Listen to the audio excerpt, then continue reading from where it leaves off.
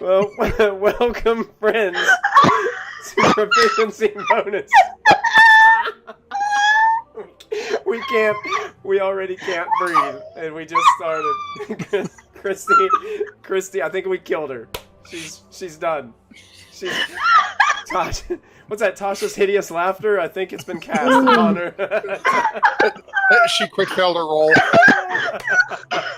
Matthew's fault. I'm sorry. Yes, other Liam, we are off to a great start already. Whoa, and then there's a thunderstorm. Somebody's shaking a bag of potatoes. There's the storm. Well, welcome everyone to another episode of Big Bag of Potato Chips. No, it's welcome to Proficiency Bonus. My name is Michael, your humble dungeon master, and this is episode 47 of Storm King's Thunder. We're so glad that you guys are with us tonight. Just a few quick shout-outs that we'd like to throw out there. We'd like to thank Team MZ, Twitch, and Streamlabs for affiliating and partnering with us. Thank you so much for all of your support and allowing us to be a part of this awesome streaming community. We also want to thank Many-Sided Dice and Nightshade Creations for all of the awesome merchandise and resources that you guys put out and for helping us with our program here at Proficiency Bonus. Also want to throw a big shout out to Dice Bard for coming on board and sponsoring us recently. If you go to Dice Bard and order some awesome dice, you can type in the coupon code PROBO at checkout and get free expedited shipping on your order just because you tuned into this program. Isn't that freaking awesome? I think it is. Ayo. So yeah, other Liam, we haven't even started. We're already dying. It's gonna be that kind of evening, I have a feeling. So welcome everybody. Thank you guys for tuning in. Just a quick recap of what is going on in the adventure thus far. Is our party is currently hanging out in the city of Everland, where last week they met a very powerful archmage named Crowan Valhara that Molfin has been seeking for quite some time as a member of the Harper's organization. In talking with Valhara, they both kind of shared some knowledge about what they think is going on with the giant problem, and really, other than that, and some very extensive shopping done by the party, our party went back to Dalhara's house to have some entertainment provided by their very own Anastazius. And with a majestic performance that was awe-inspiring, with a full house, standing room only in this place, Anastazius gave one of the most glorious, epic presentations of excellent talent of bardship that you guys have ever seen. And at the end of the episode, some of you just felt completely in awe of this man. And at the end, Anastazius pulled Arfred the blacksmith up onto the stage and ended with a passionate kiss. And that's where we pick up tonight's episode of Storm King's Thunder. I think we're having some video issues. I know Christy is actually at PAX West right now, so she might be bouncing in and out. So if you see our videos jumping different screens, we apologize in advance. I think Zoss is reconnecting as well. So once they get reconnected, our videos will hopefully bounce back into their spots and get everything situated. So, adventurers, Anastazius, I'm not even sure what your plans are behind the charming of these individuals. So, we're going to start off with you, Anastazius.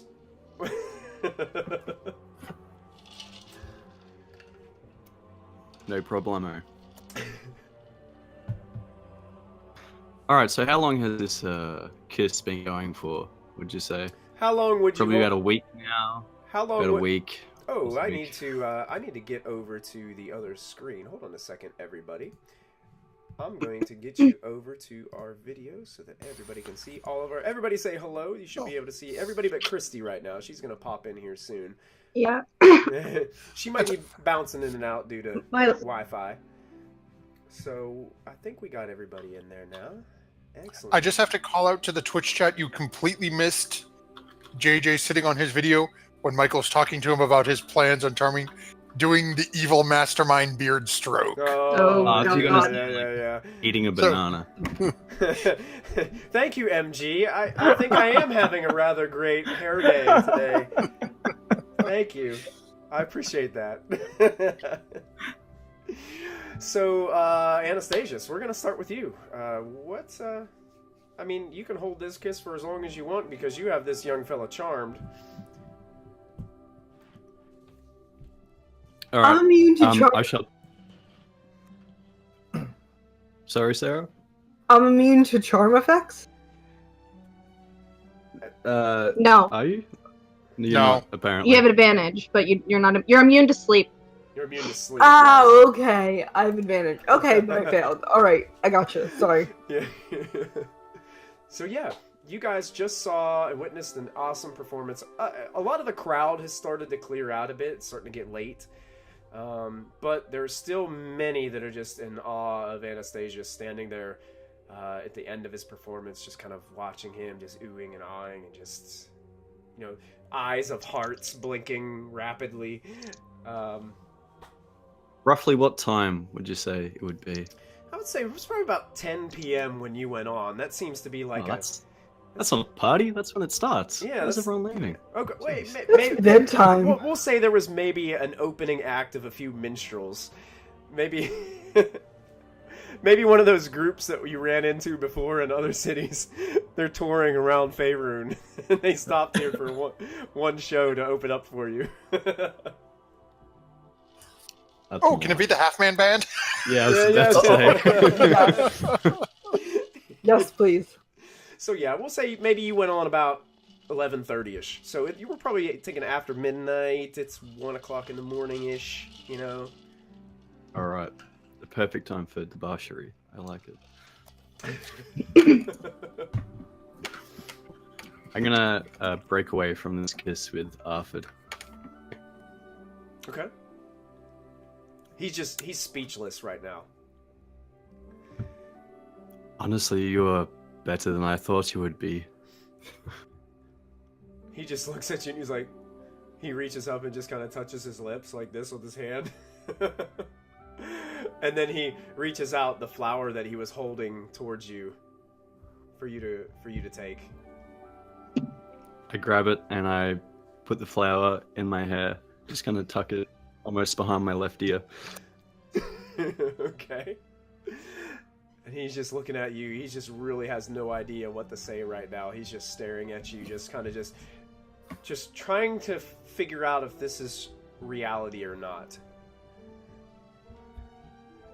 So, we have the rest of the night together, but I was wondering if you could do me a favor, quickly. Anything. It's kind of a sensitive issue. I just want to know that you'll be up for it, no matter what I ask. Yeah. No matter what. What is it?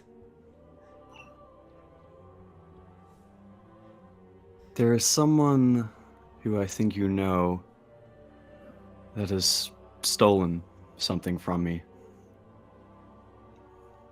Something beautiful. Something to rival my own beauty.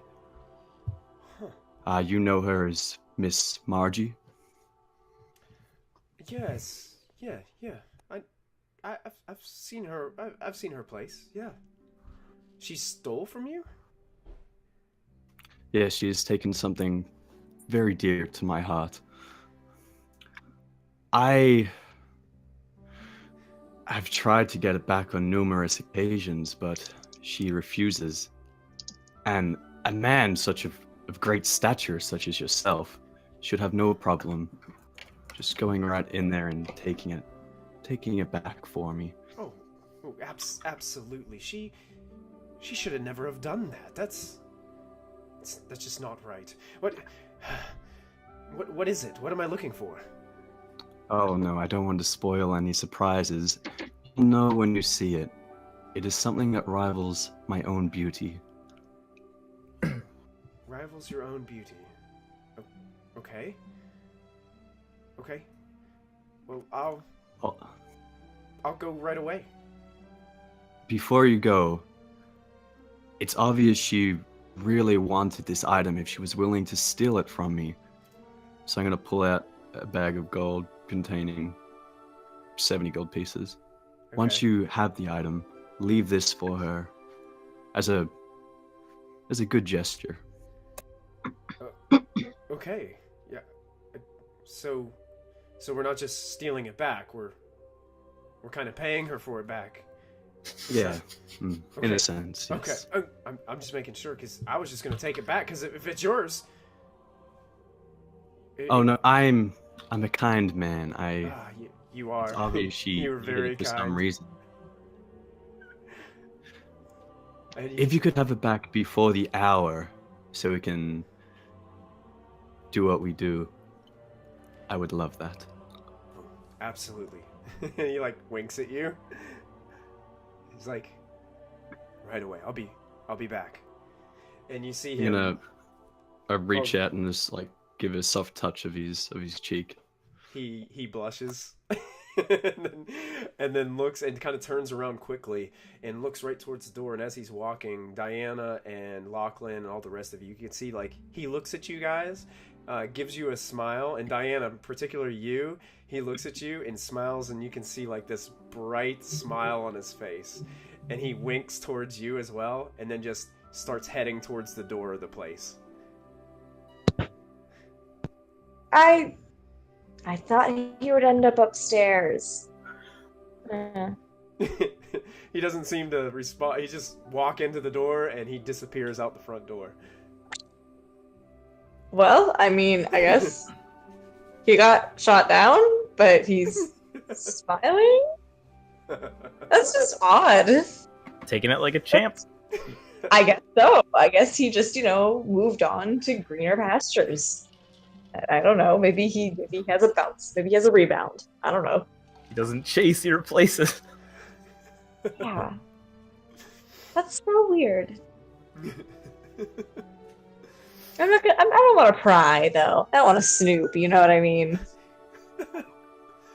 But you, Diana, Lachlan, and Ashlyn, I think all three of you are charmed by Anastazius as well, correct? Yep, indeed. So Yes. all of a sudden, you see Anastazius is open, and there's nobody around him currently right now. Though he looks rather approachable right now. I'm going to approach. Gee whiz. That's how approachable I am.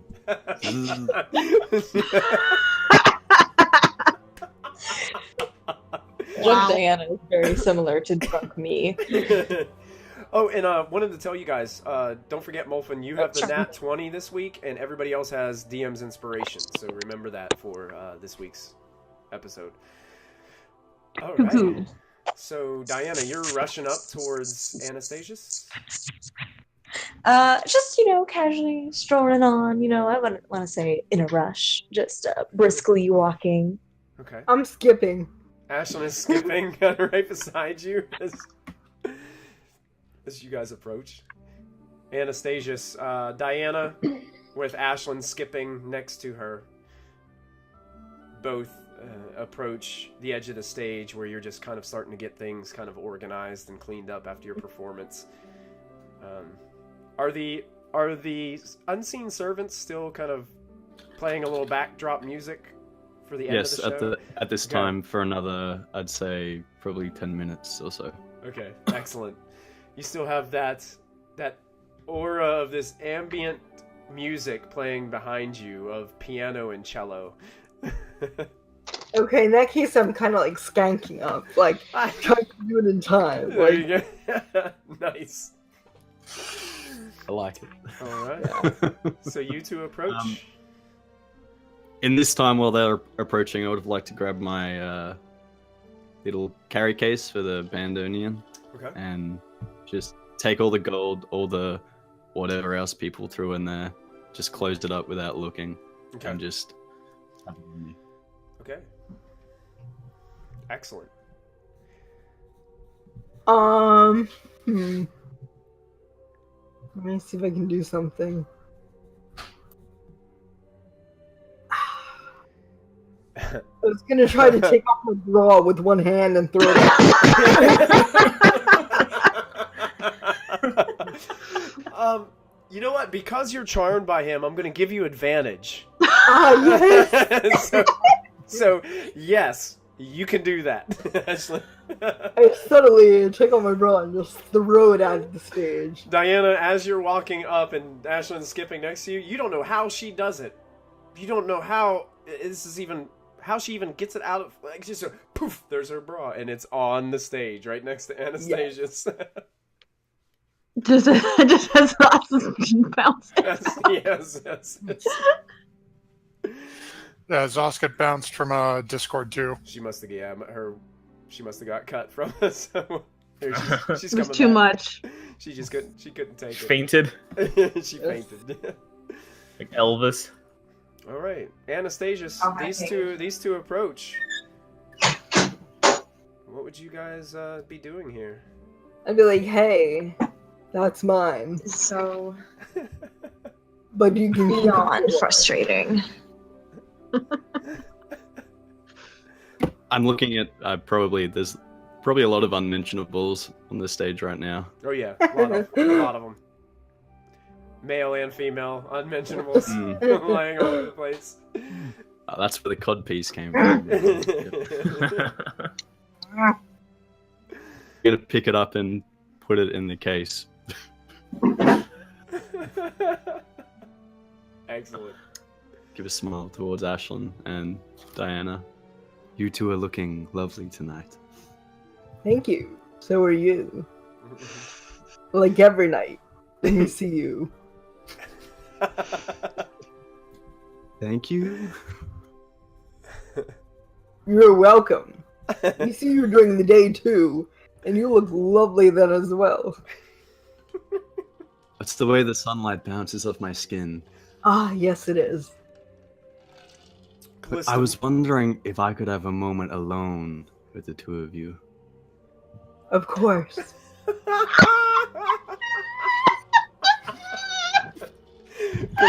Diana, pull yourself together. Come on. Callista, in the meantime, you're just looking in the dark. You're standing in the dark corner of this place with this letter in your hand, just watching with one eye what's going on over there, and watching with one eye down on the letter. I can't stay character right now. It's too hard.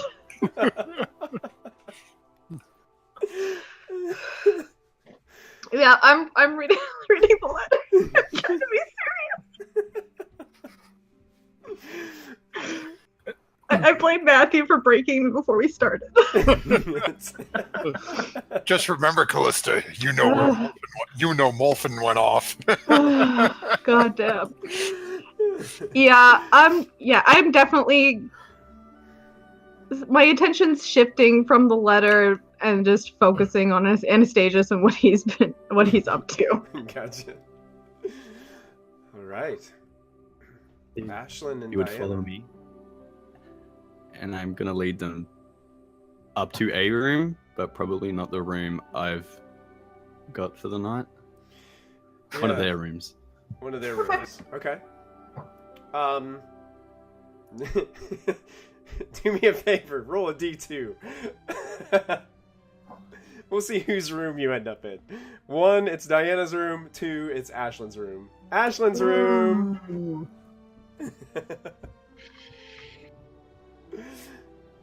There's just like jellyfish on the dresser and stuff. Yes, jellyfish. Ashlyn's got stuff just like laying around. Yep. As we approach, I open the door for both of them. Thank you. If you wouldn't mind taking a seat. Of course not. I see Ferguson, Sir Salisbury the second, and Jimmy, look away. Look away. How does Ashlyn even know what's about to happen? She doesn't actually. She's very naive.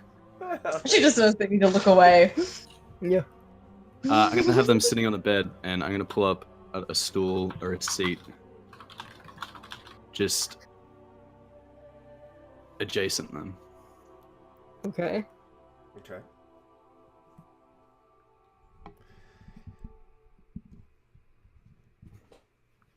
My eyes are like, I'm smiling, but my eyes are like, even though there's no pupil, you can tell they're flickering between the both of you.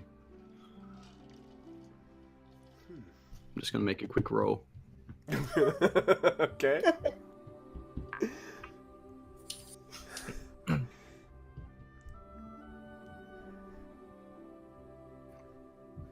All right. Who would have been the second one to enter the room? Probably Diana. Probably Diana, yeah, because it's Ashlyn's room. Yeah. Okay. All right. No, I'll just run in there and throw everyone to the side. No.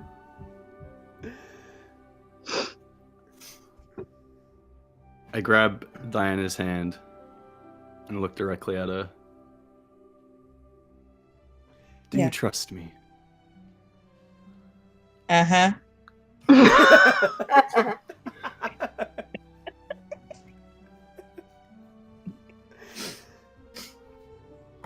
If you wouldn't mind lying back. Okay. Sorry, and then disappears.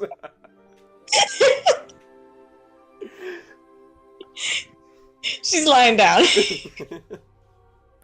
in a chair.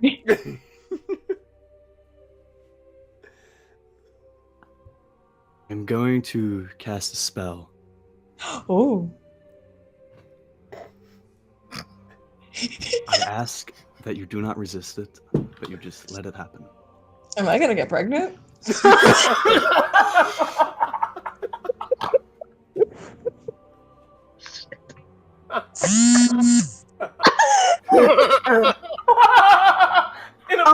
Vibration. I'm sorry, that's fine.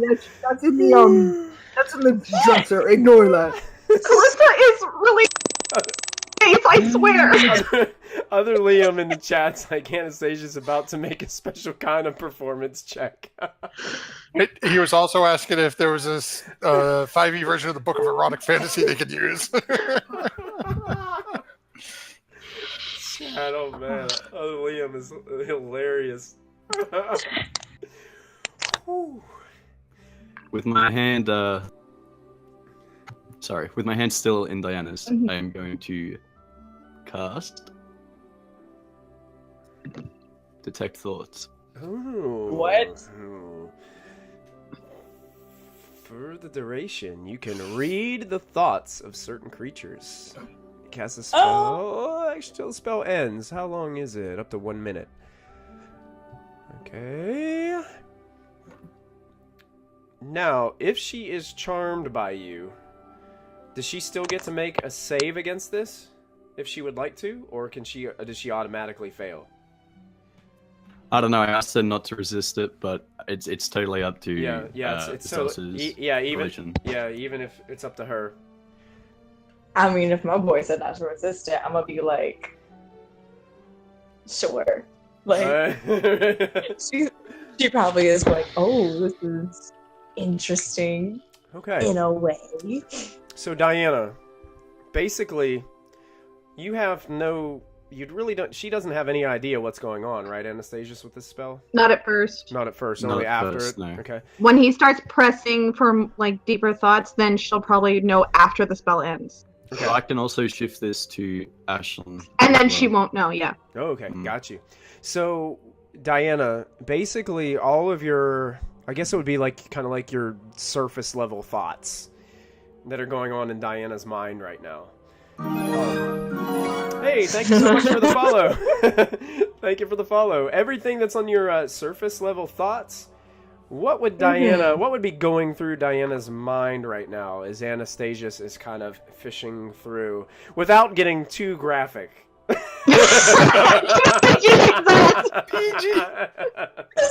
This is PG.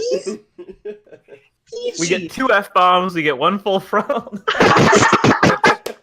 We've Basically, already had all of those.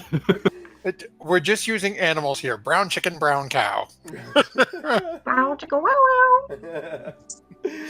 Nice. She would be thinking, why am I laying down right now? What reason could he have that? And thinking of various reasons. Okay. Numerous reasons. And also wanted to throw out, before we dive in any deeper, Dark Galaxies Gaming. Thank you for the follow. We appreciate that. So welcome to the family, guys.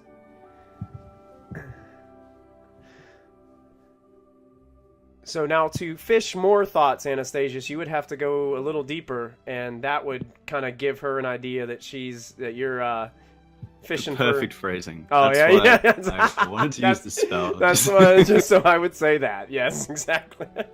No, please go deeper into that. Or like you said, you could switch over to Ashlyn, I believe. So what's Diana's emotional state at the moment? I think surface level, happy. A layer beneath that, slightly confused and like wondering why her, why now, kind of, because she still thinks that something else is going on. Also, why with Ashlyn? All right, I'm gonna use an action to switch to Ashlyn, and yeah. Ashlyn, do you want to resist, or is it just going to happen? No? It's just gonna happen. All right, so you can go ahead and describe what your surface layer thoughts are for Anastazius. What would be going through Ashlyn's mind? Gee, I should really hide that vibrating thing better because it's making a lot of noise in the Wow. Nice. But that's okay. She seems cool with it. Whatever. I wonder how Diana's doing. She seems fine. That's okay. I wonder why she's lying down though.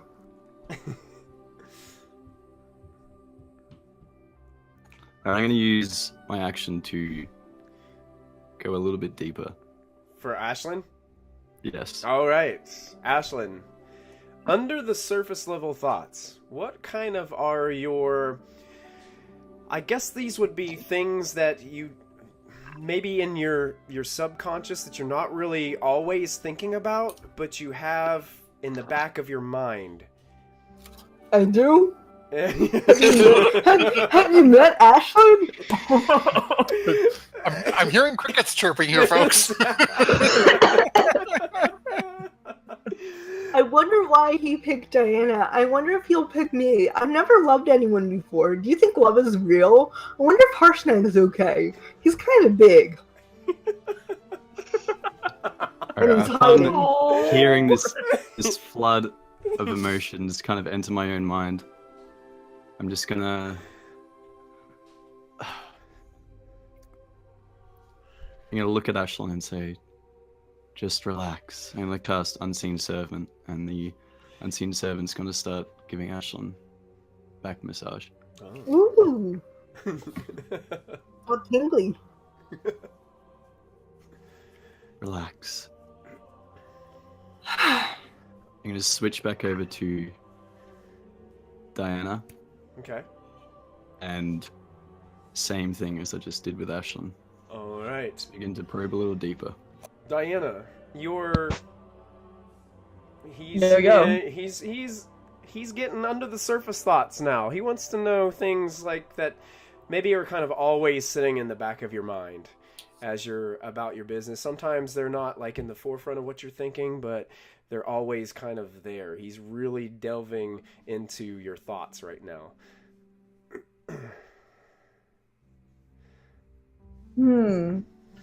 I think there would be like minor resistance, but then eventually like she remembers not to or whatever because she was told not to. But gosh, I don't know, deeper thoughts for Diana. It's just thinking about like what happened to what's his face, Alfred, Afred, when he left. Yeah. Why'd Afred leave? You know, what's Callista doing right now? Should she have let Zulkin leave, like, or should she have killed him? Who would she be if she had? Those are like kind of deeper things. Upon the wave of Zulkin, I kind of draw her attention there. Hey. And I say, Hello. What is Zulkin to you? Everything, but nothing. Everything, like the thing that defines Diana, but also that she can't allow to.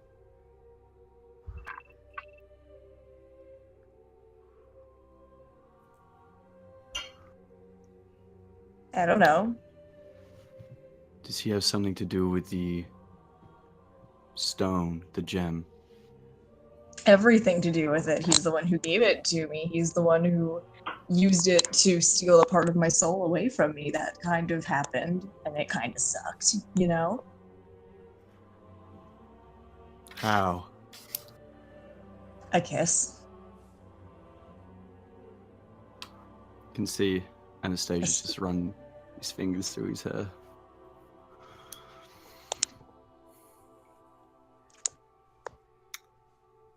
Do you know where he is now? I don't really want to think about that. He's where he was where I last heard, where my temple was, which is far away, but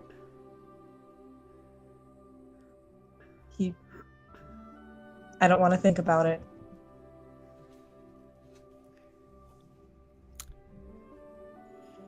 What's your relationship with Callista? She's just so... She doesn't know it, but she's good. And kinder than I think she gives herself credit for. And just important to me. She's such a close friend. Let's switch back to Ashlyn and probe a little deeper with the last dying seconds of the spell.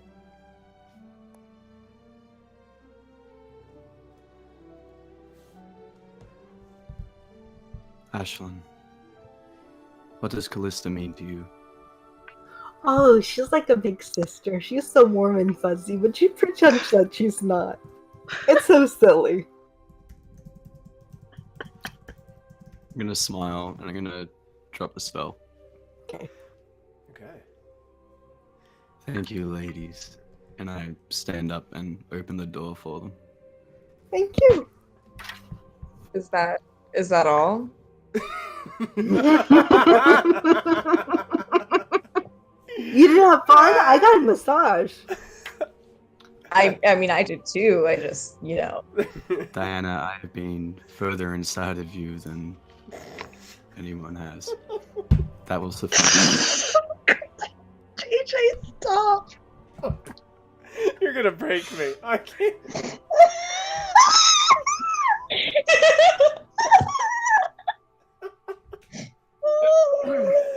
That's true. That's a good point. That's a good point.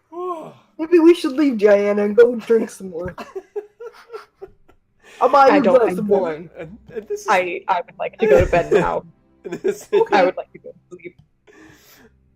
So Diana, I'm gonna go to my room. Diana heads off to her room. At this point in time, I'm gonna switch over to Molfin.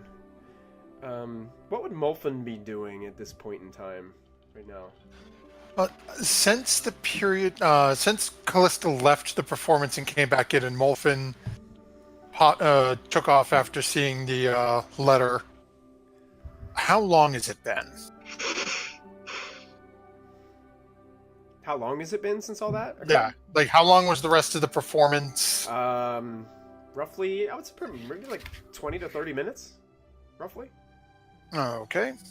So, well, we're going to make a roll here. Actually, before I do this, I'm going to whisper it to the GM, because I don't want it changing. Oh, yeah. Sure. Okay. Absolutely.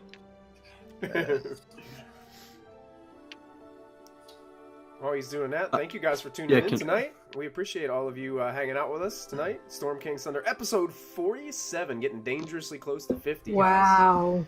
Yeah. Hey, Michael, can I just ask a quick question? When I was inside the mind of the girls, when they were thinking, would I get like visual thoughts, or is it just kind of like their voices in my head, or would I be able to like see what they're thinking? You would be able to see it in the best way to describe it is, do you remember the original X-Men movie? Yep. Have you seen X-Men whenever they go inside that thing? I can't remember what it was called. Cerebro or something? Yeah, when they go in Cerebro and they can see all the people like moving around mystically and all this stuff, like that's how visually all these thoughts look as you're seeing them unfold. Okay, so like, when Diana was describing her relationship with Callista, you saw special moments that they were sharing together while she was describing. Okay, that. beautiful. Uh-huh. So when I saw when she was talking about a temple, I would have seen a temple in a large city. You would have seen the temple. A lot of the background would have been blurry and distorted for you, because when our thoughts are kind of focused on certain things.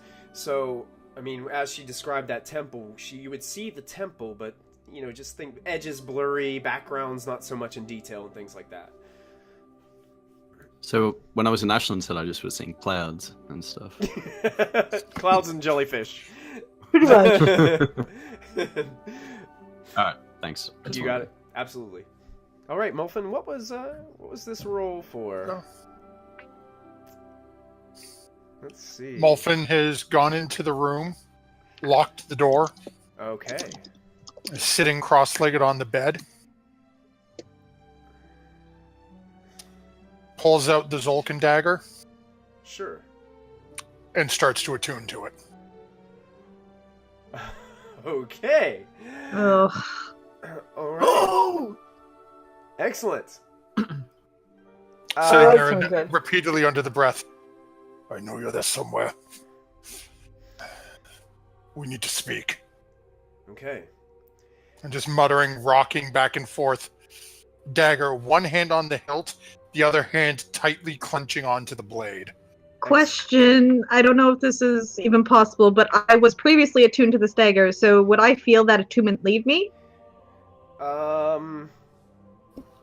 Ooh, good question. That is a good question. Do you I don't know. I don't know. I think I don't know how that works. I'm just asking because I've been attuned to this thing the entire time. I don't Yeah, know. And he's been holding it. Yeah, what is the rule for attunement? Other than you have to that's spend what I'm time looking- with a. Does Callista have to unattune before anything can happen? Let's see. I don't know the answer. I don't to know. that. Attuning requires a short time focus on the item while being in physical contact. If short rest is interrupted, attunement fails. Otherwise, at the end of short rest, the creature gains an intuitive understanding. Blah blah blah. Now can be attuned to only one creature at a time, and a creature can be any attuned to attempt. Additionally, a creature can attune to. Wow. Okay, if a creature's attunement to an item ends, if the creature no longer satisfies the prerequisites, if the creature dies, or if the other creature attunes to it. So it doesn't say whether or not the creature would notice, but if somebody else attunes to it, it leaves them. Yeah. So I'm gonna say, Callista, for this, you probably wouldn't know. Okay, that's fair. But it is going to take the attunement from you and put it onto Yep. Molfin. Okay. That's fine. Yeah. All right. So, Lachlan, I'm going to go to you real quick. What would you be doing during this time of kind of after the show as things are getting gathered up? You are currently, I believe, also charmed by Anastazius. Charmed. But you saw Arfred leave. You saw the two ladies go upstairs with him. I've got somebody cornered in the bar, and I just won't stop talking about how great Anastazius is at music. Just like, he's so brilliant. It's the best. Oh, like I'm just like being so annoying, just going on and on. Whoever this poor person is. Make a charisma check. Alrighty.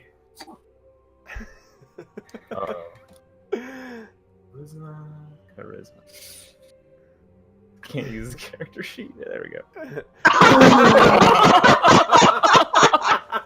Lachlan is so drunk, he's slurring. He's like, you're like, music. Okay, so you are in the corner talking to a broom that is leaned up along the wall.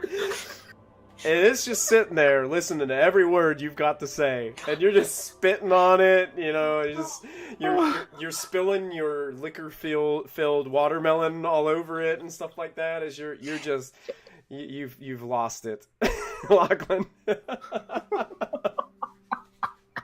That's me, man. And Molfin, as you are spending some time with this dagger, all of a sudden, this immense flash of light bursts from the dagger and envelops you into a state of unconsciousness. Oh no. I'm gonna go ahead and change the music because this is way too happy. Oh no. Oh, Matthew, can you just stop for 1 second? 1 session, that's all I ask. Oh, shoot. Yeah, let's do this. I like this one. Doing exactly what Diana wanted to do this whole time. She wanted to get in there and yell at him. So, Molfin, this time, things are strange. Even more so than last time you made this attempt. It almost seems like the attunement was interrupted. And you find yourself in a room. A rather small room. With white painted walls. And a single table sets before you. You can see that in the corner there looks to be a wooden file cabinet. And there is a large chair that sits behind this table. Upon the table you only see a few things. It looks like things that the equipment that you would use to make wax seals for envelopes. Different containers of ink with feather quills sitting outside of them. And there's one lantern sitting on the table, flickering a magical flame dimly upon the room.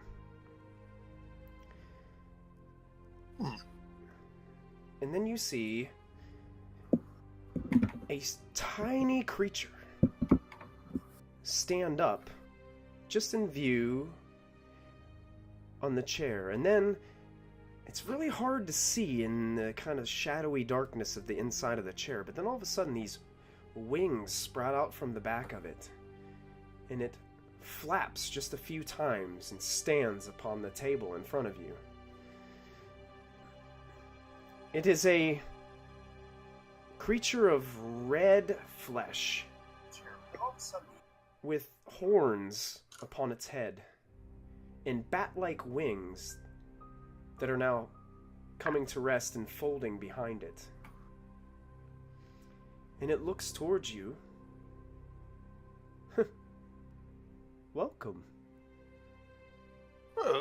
You are not the individual I was seeking to converse with. You were expecting someone else? Yes, I was. And look down. Do I still have the dagger in my hand? You don't. Actually, you don't have any of your equipment, really. You're just kind of there just wearing your simple cloak? You actually don't even have your staff with you. Well, I was attempting to reach the owner of a dagger, some manner of fiend or undead being. The last few times any of us had attuned to the device, we ended up in some sort of personal dimension of his. But where is this place? Oh, where? Location doesn't matter. The important part is, well, whom I've been sent. And it's kind of strange. This creature is wearing a business suit as you see it closer in the light. And he looks like he's dressed kind of like a little creature from Men in Black. He's got this black suit with a black tie, and he looks very professional, Molfin. Yet he's only a tiny little guy, standing on the table.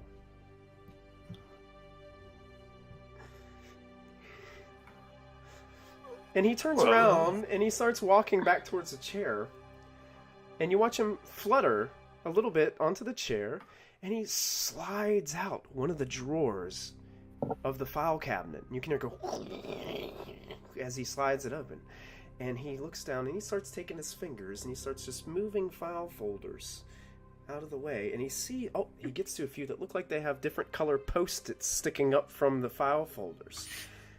And he grabs a few files and he pulls them out of the file cabinet and closes the file cabinet, flutters back to the chair, bounces off the chair and flutters back onto the table, and sets these 3 manila folders down onto the table in front of you. And then he reaches into this inner pocket of his suit jacket, and he pulls out these tiny little spectacles, and he puts them on his face.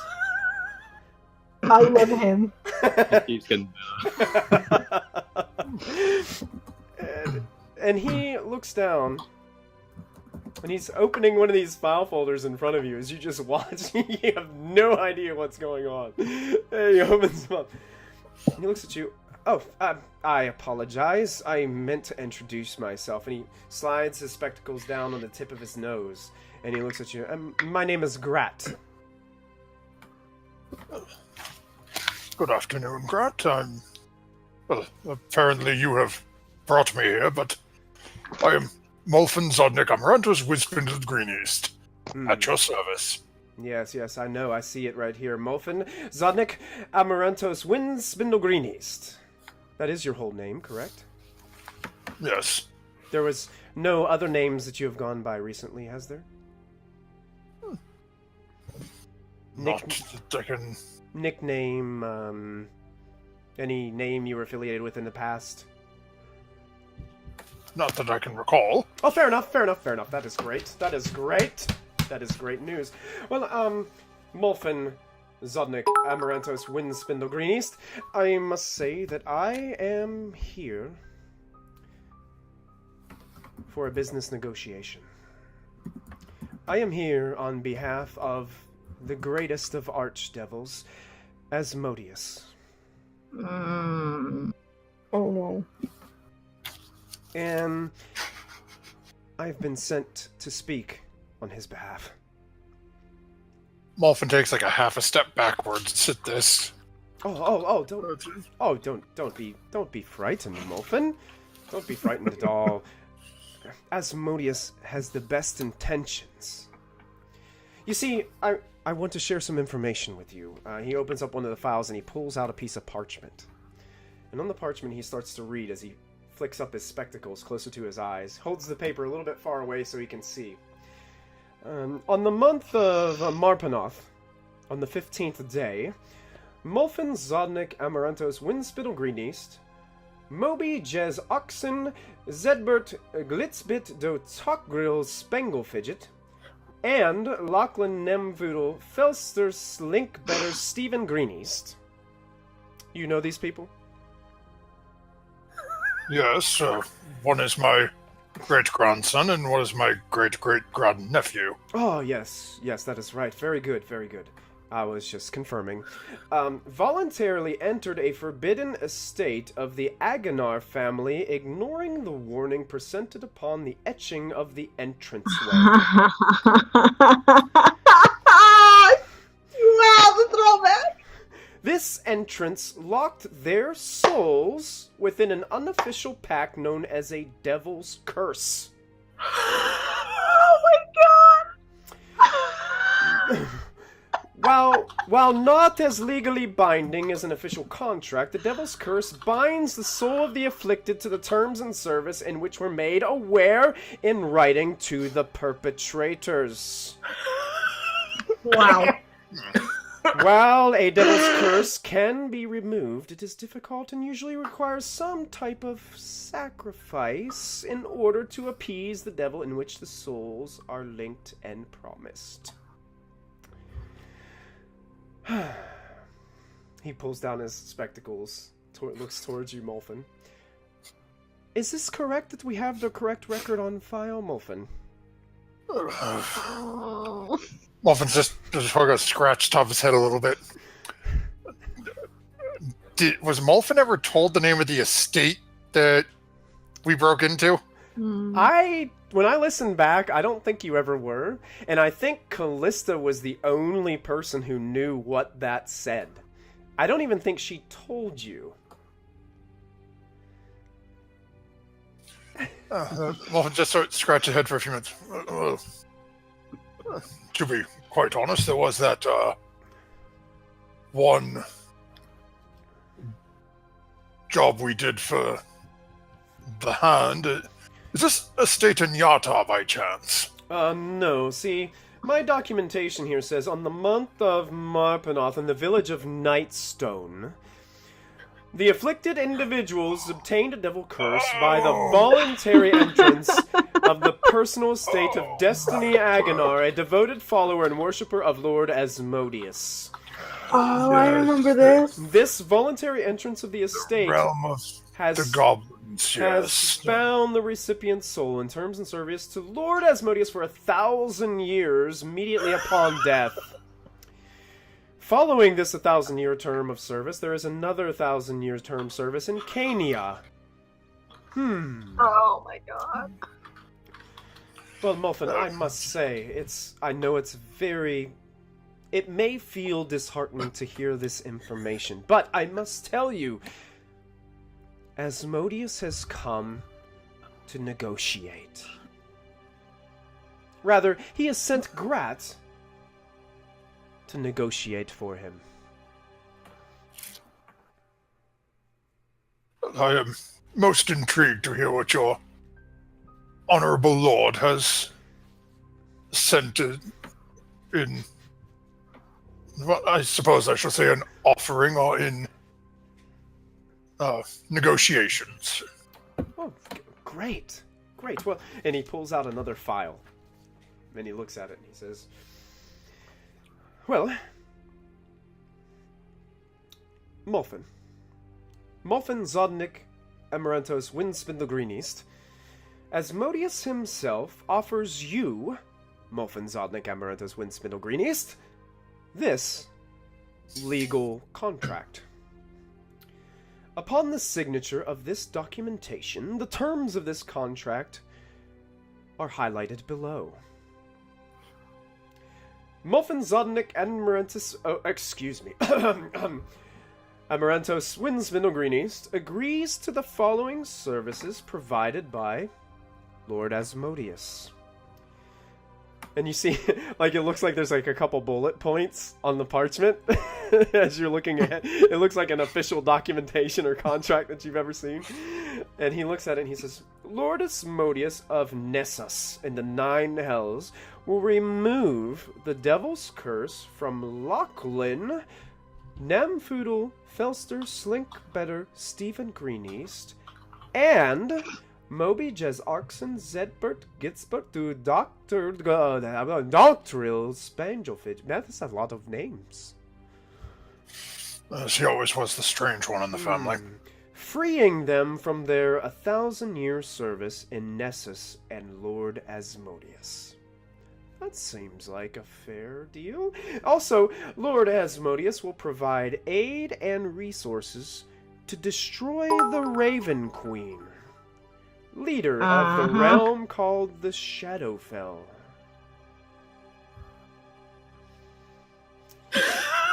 Damn it. Oh my god. Then he looks down again and he's like, but there is a second part of this contract, you must know. But of course, what he is seeking in... Molfin Zodnik, Amarantos, Windspindle Green East, agrees to the following arrangements of terms and service to Asmodeus of this contract. Molfin's soul will continue under ownership of Lord Asmodeus as per the original agreement of 1,000 years service in Nessus.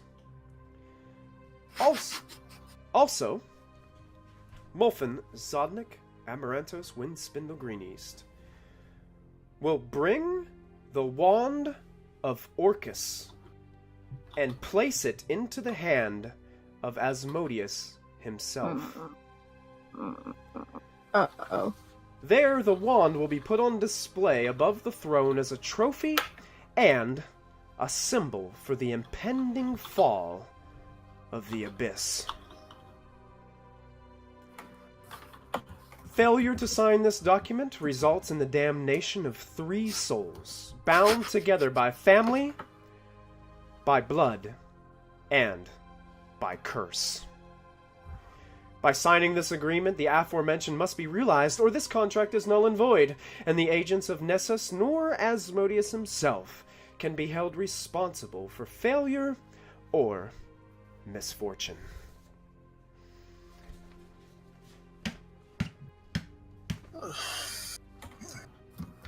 I have but one question for you, as one of the terms of this contract is about the Wand of Orcus. Which... is there any direction one could point towards where that might be located? Well, what we know of it so far, it currently resides with Orcus himself. Oh my god. In his hand. Wow. That certainly makes things more difficult. But... and you watch as he takes his spectacles off, folds both of the arms in on each other, tucks it back into his suit jacket, tidies up his jacket, straightens his tie, and then slides the contract across the table slowly with a hand towards you. And as you see the bottom, there are 2 lines for you to that can be signed.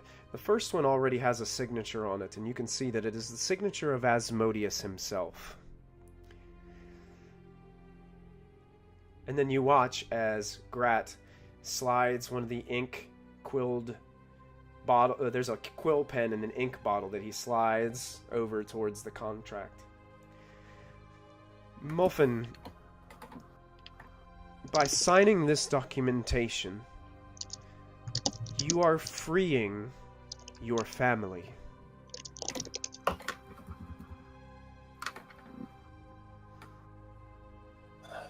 And then stands confidently beside the contract.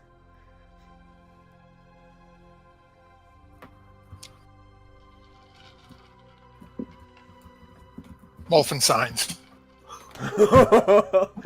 Molfin takes the quill, and For Lachlan and for Moby. And as you sign, you can see that it's a deep blood red ink as you mark your full name across this line. There's barely enough room on the line to fit your own name. And as you're getting your name signed, you're thinking Moby and Lachlan. Part of you knows, Molfin, that by signing this document, you know it willingly, that it could mean the death of yourself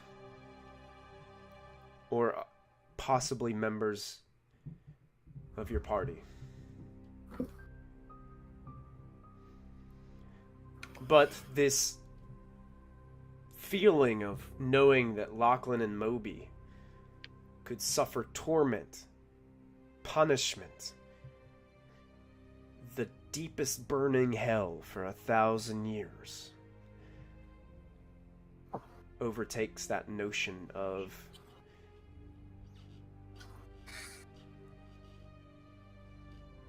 that fear or that dilemma. And you write the last letter of your name across the contract. Oh, very good. Very good, Molfin. We'll take this, and you see him put it back into his file. Make a perception check for me. Okay,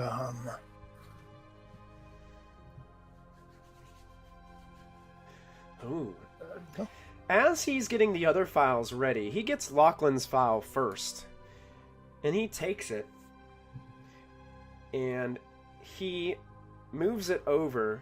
And you watch as he holds it in his hand. And it just starts to ignite into flame. The record of Lachlan's curse. As it burns. And just breaks apart and is a pile of ash now on the table. Lachlan's file is 5 inches thick. Yeah, there were a few other documents in there too. So it's just an almost audible sigh. Just... Then he gets Moby's document, and another piece of parchment kind of like falls out that you weren't supposed to see. It's like this small piece of parchment. It looks like it came from the Raven Queen. And was basically a bid to get Moby's devil curse removed from Asmodeus. Mm-hmm. And he picks that up really quick. Oh, I'm sorry. And he holds up all the paperwork into flame and reduced to ash. And as the last bit of ash from the paper trickles down, floats down like a feather onto the table, he slowly takes your folder, moves back to the file cabinet, opens it up, moves his fingers back to the spot. Ah, there it is. Slides the file back in. And with like an echo, you awaken in your bed.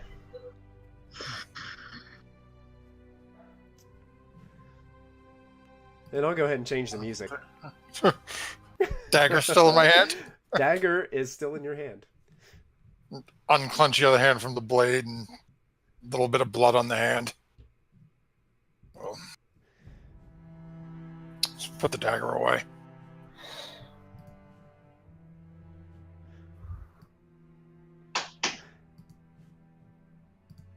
How long has it been? Do I have any idea? You think it may have been a few hours.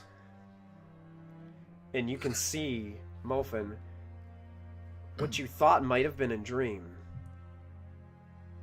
You can see that you have a little bit of red ink on your fingertips.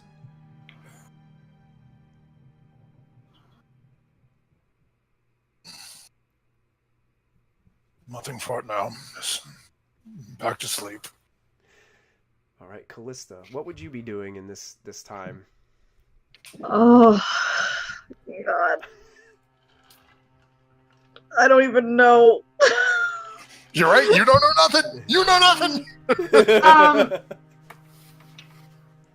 I probably would have just been watching Lachlan talk to the broom because Anastazius and the girls went upstairs and I'm like, okay, he's up to something, but I trust them, so I left them alone. Molfin, I don't even want to see Molfin right now. Wait, you trust us? To leave us alone? No, I trust Anastazius. I I know what you two want, but I trust Anastasis. It's fine. No, I probably would have just been watching Lachlan, pulled up my pipe, and started smoking, and just kind of like keep an eye on him to see how much longer he's been charmed for. You have a feeling you're going to have to carry him to his room. How handsy does he get with the broom? He's kind of starting with pickup lines to the broom a little bit. Oh god. I kind of look down at the letter again and kind of reread the part where they looked me to be a leader, so I put it in my cloak. And I'll go see if Lachlan's okay. Okay. Eventually, you walk up to him, and Lachlan, you are wasted. What would you be saying to the broom right now? And do I have any idea of, like, do I feel what's happening You can on a supernatural level? You can tell that you are, like if you were charmed? No, I mean, like, everything that's been going on with Molfin upstairs. Do I, No, you don't feel no anything. indication at all? No indication to you at all, no. Jeez. Yeah, then I'm just asking that broom if it hurt when it fell from heaven, you know? Nice. You catch the end of that phrase, Callista, as you approach him, and he's not his clothing is all like messed up. He's sweating. His hair's all messed up. I mean, he looks like a wreck. Lachlan, I think the broom's had enough. What broom? Callista, did you hear Anastazius tonight? He was amazing. I know. He was so good. He usually is. Music. Woo! Callista's having flashbacks of all the fangirls and all the fanboys. And she's just like, why? She's gonna grab him by the back of his collar and kind of lead him away from the broom. All right. Yeah, Lachlan, you're just wait for me. You're being dragged around the room, and eventually Callista starts to take you upstairs to your room to kind of get you calm down. I'll call for you. Wait for me. Okay. I'm assuming they all have separate rooms. Yeah, at this point. Yeah, at this place, because Anastazius basically he can get all of his buddies their own room. Because of his abilities, and you guys all get free stay. Yeah, because she doesn't want to see Molfin right now. Oh yeah. She's still upset. You're pretty sure most everybody else is other than Ashlyn. I think Ashlyn might have been the only one that's kind of up and about, unless Ashlyn turned to her room too. I'm not sure if she stayed in her room or wandered around. I did go back to the bar, but Okay. I'm not. But on seeing Callista drag Lachlan up, I also say, better go up myself. So. All right. Cool. Anastasia is very much still down there, Okay. chatting to patrons. Anastazius, as your did you? Yeah, I thought you said you wanted to talk to Lachlan, so you can interrupt no, me. it's fine. It's fine. Okay. You probably would have taken him to his room while I was with Ashlyn. Yeah, No, I would have let him. Callista wasn't that bothered. She would have let him do it for a while. Yeah, I think she was rather 'Cause I was entertained. amused. Yeah, I was amused. So if you had something to do before I dragged him up, that's totally fine. No, that's fine. This is like, look at that He's in idiot bed. talking to that broom over there. Exactly. Your hair is so spiky and bristly. A little while passes, Anastazius, and as you're still downstairs talking to what's left of the patrons in this place, you see Arfred come back into the room, and he's got kind of like a satchel that he's carrying, and he looks around, takes a gander really quickly around the room, and notices you right away, and his face brightens up with a huge smile, and he makes his way over towards you across the room at a table. Pull out a seat for him. Okay. He sits down. Sit down. Are there still other people sitting at the table with you? Yes, probably. Okay, so his other people are sitting just having a conversation, just basically just telling you about how amazing you were and everything. And offering different things for you to sign for autographs and things like that. And he sits down and he's, oh well, I did what you asked. Oh, thank you. Shall we go somewhere more private for this? Oh, absolutely. I'm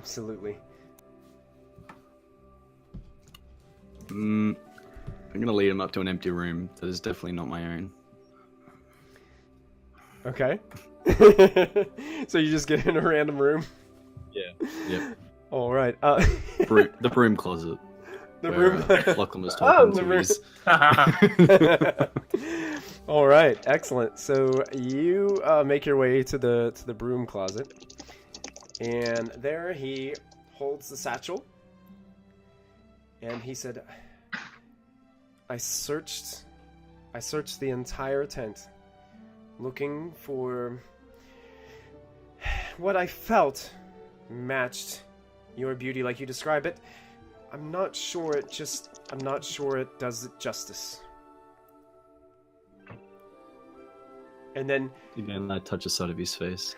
I'm sure you did wonderfully. so he holds up this satchel and he untightens this kind of rope that's inside the top of it, and it loosens up, and then he reveals this majestic looking, perfectly round crystal ball. I've been looking for this for so long. Thank you. This is what you were looking for, right? No, that's exactly right. Yes. It's still not as beautiful as you. No matter what you say, it's not as beautiful as you.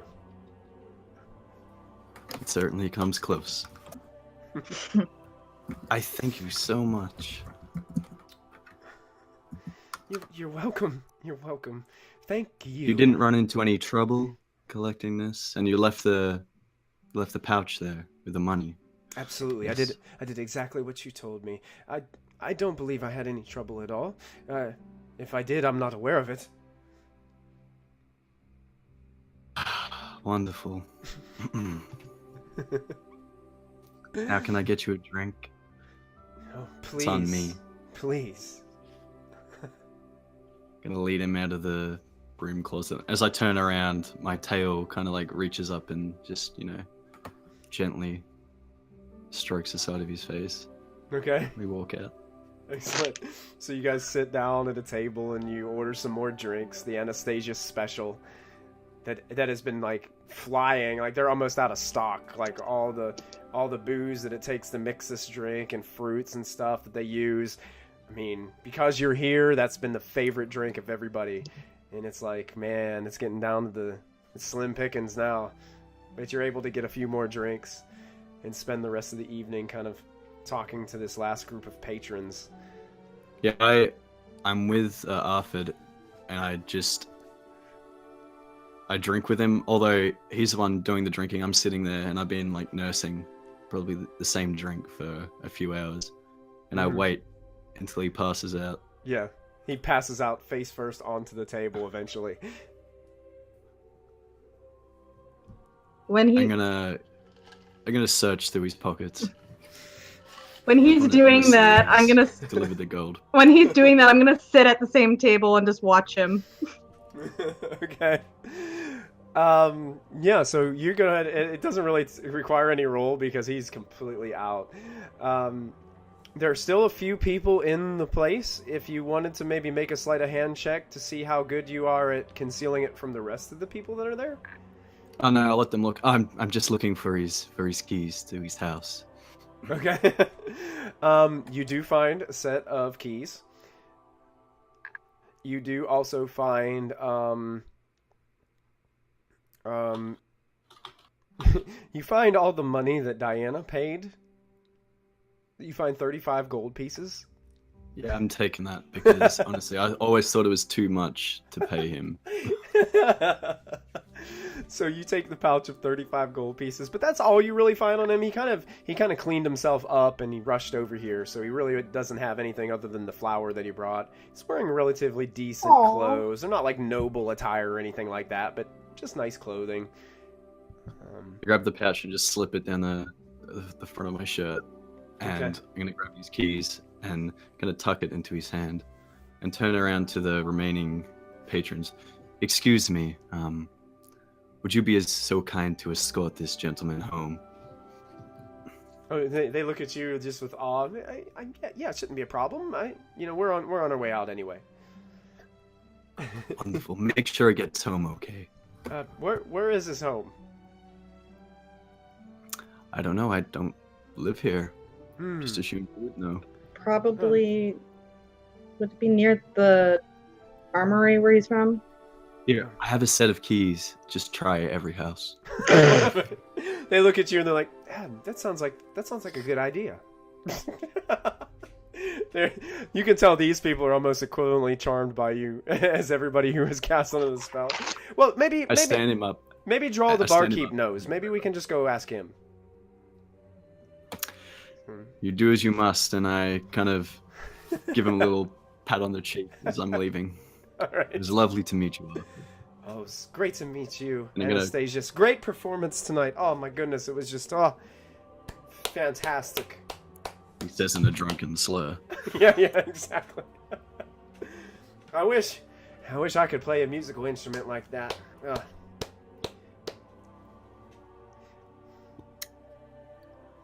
I walk with Glista upstairs. Calista, did you come back downstairs, or are you guys dragging Locke? I was sitting. upstairs? Yeah, no, I was sitting at the table after I was done with Locke, and I came Yeah. down while he was going through his pockets and sat down at the table and just watched him. All right, fantastic. All right.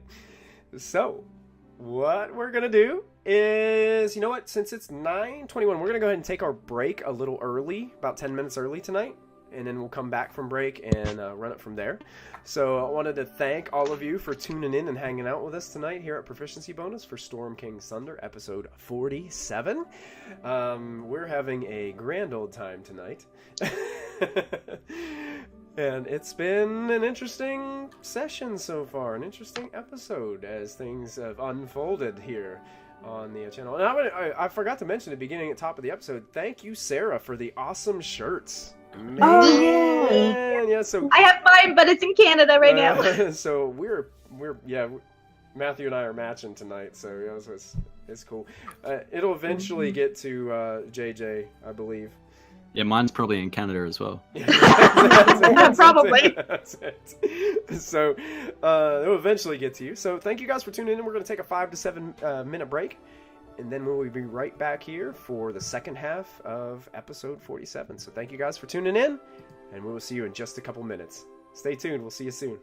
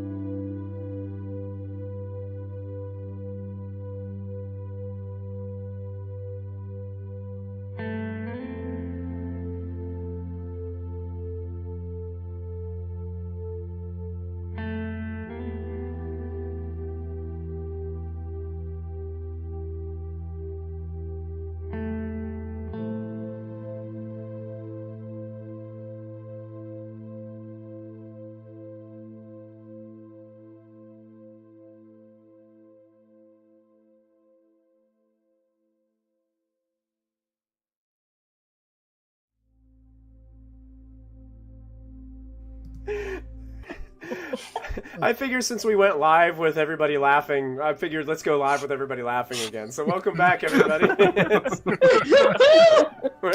we're having an entertaining stream tonight. We're having a lot of fun.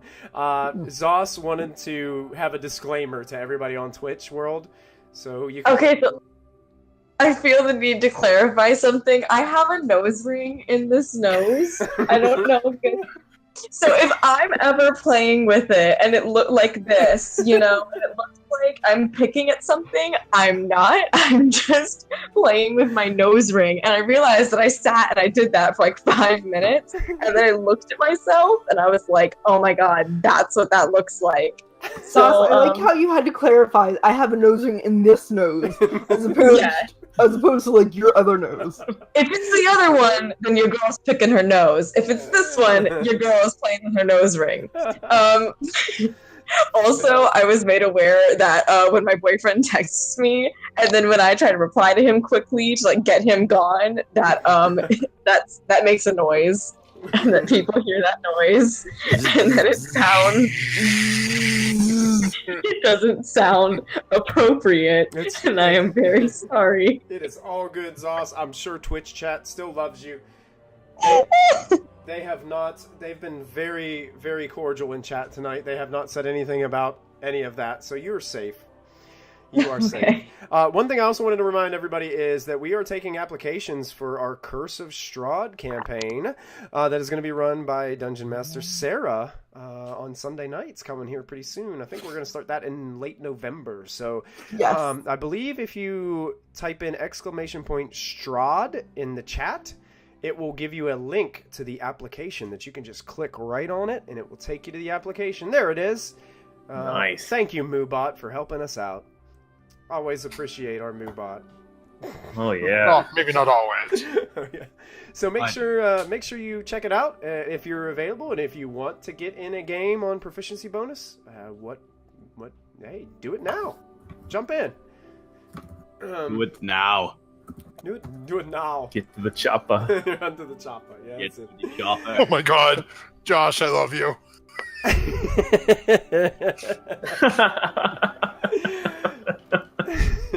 Josh has been hanging out with us since day one. Yep. He has been our loyal viewer from the very first episode of Storm King's Thunder. He's been hanging out with us. Yeah, and he is awesome. We love Josh. All right, everybody, we are going to dive right back in, and we are going to basically, you guys all get a full night's rest. And you wake up in the safe confines of your rooms. I'm in Callista's room. Oh, you're in Callista's room. Mm-hmm. Great. And as you come to, you can smell that the breakfast foods are already starting to be prepared downstairs. And the morning in Everland is yours, folks. Breakfast meats. Breakfast meats. I knock on Diana's door. I'm like, let's go get breakfast meats. Sure. I just can't look at her right now because of last night's events. I'm just... Why? What happened?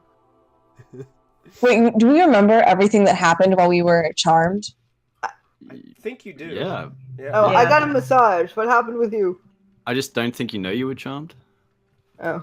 I don't know. Anastazius let us upstairs, and I thought that one thing was gonna happen. That didn't. And I don't know what to do now that I was fully prepared to do something that I don't know if I would normally would. I just got a lot of questions for myself now and my identity, and I'm just gonna go. I'm gonna stay here. I just shut the door. The door slams in your face, Ashlyn, as Diana. I knock on it. Diana, you're my best friend. Open the door. I don't know what you're talking about. You wouldn't. open it again. Like, Hey, guess what, Diana? There's breakfast meat. okay. I'll Okay. go. Okay.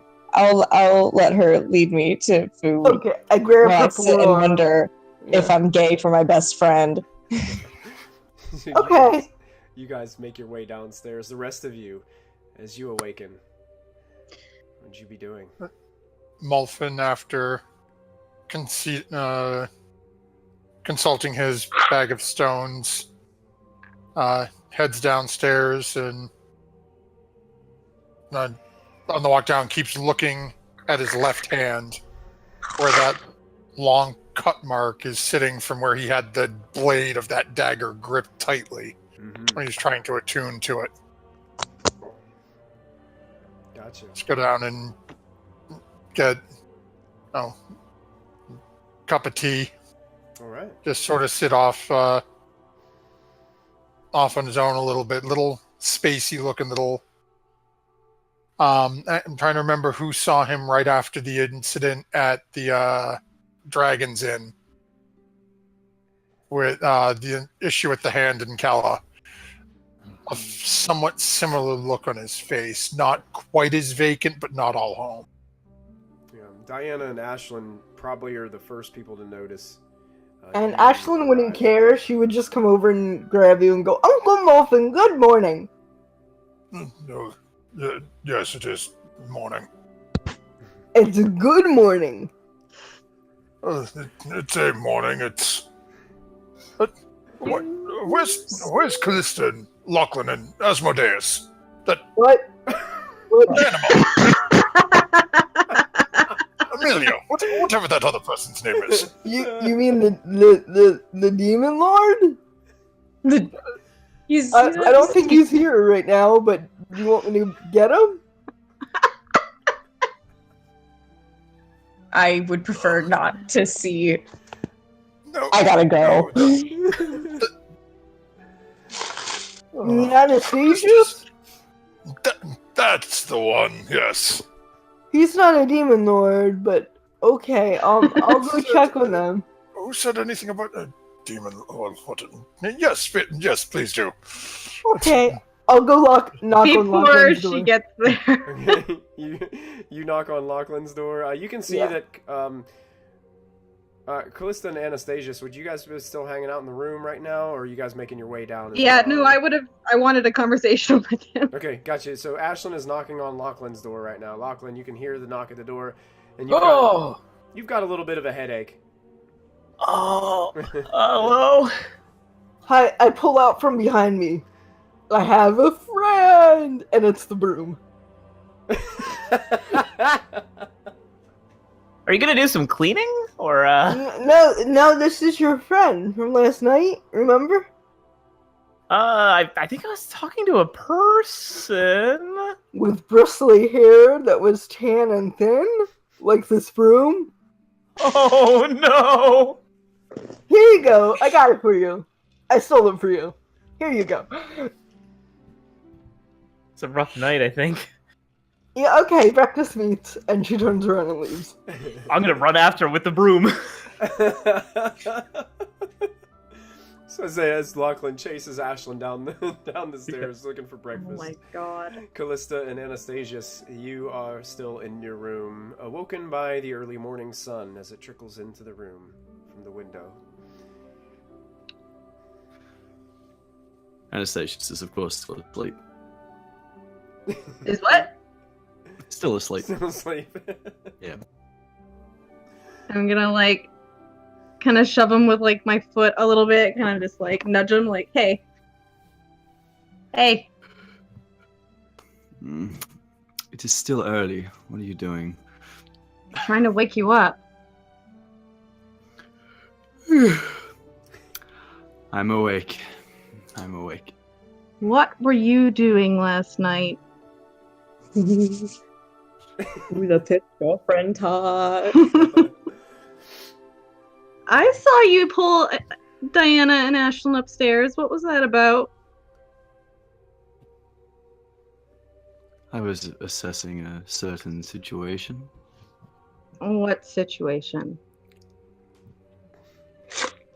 making sure they have your best interests at heart, making sure you're traveling with the right people. As for the two of them, you've chosen wisely. You have quite an influence over them. What do you mean? They hold you in high regard.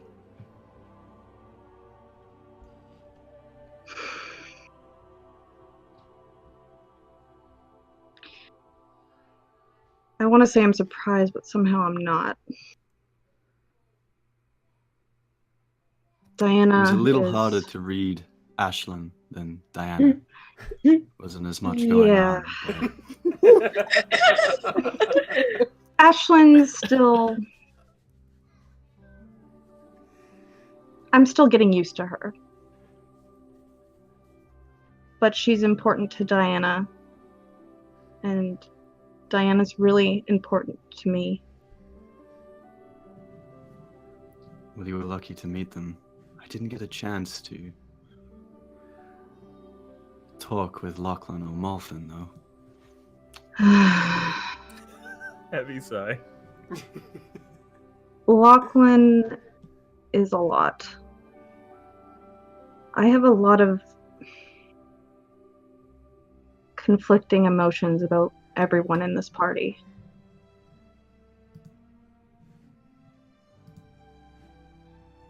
Him and Diana especially. Honestly, I was more surprised than anything to see you traveling with such a large group of people. You always did seem to thrive better on your own. Or with you. Or with me, yes. I do have something I want to admit to you. I'm all ears, and I take out the crystal ball that Arthur Where- gave me and just begin to look it over. I'm not even gonna ask. I'm assuming Probably best Calista that you don't. recognizes that. Yes, you've seen this before. It was complete rubbish.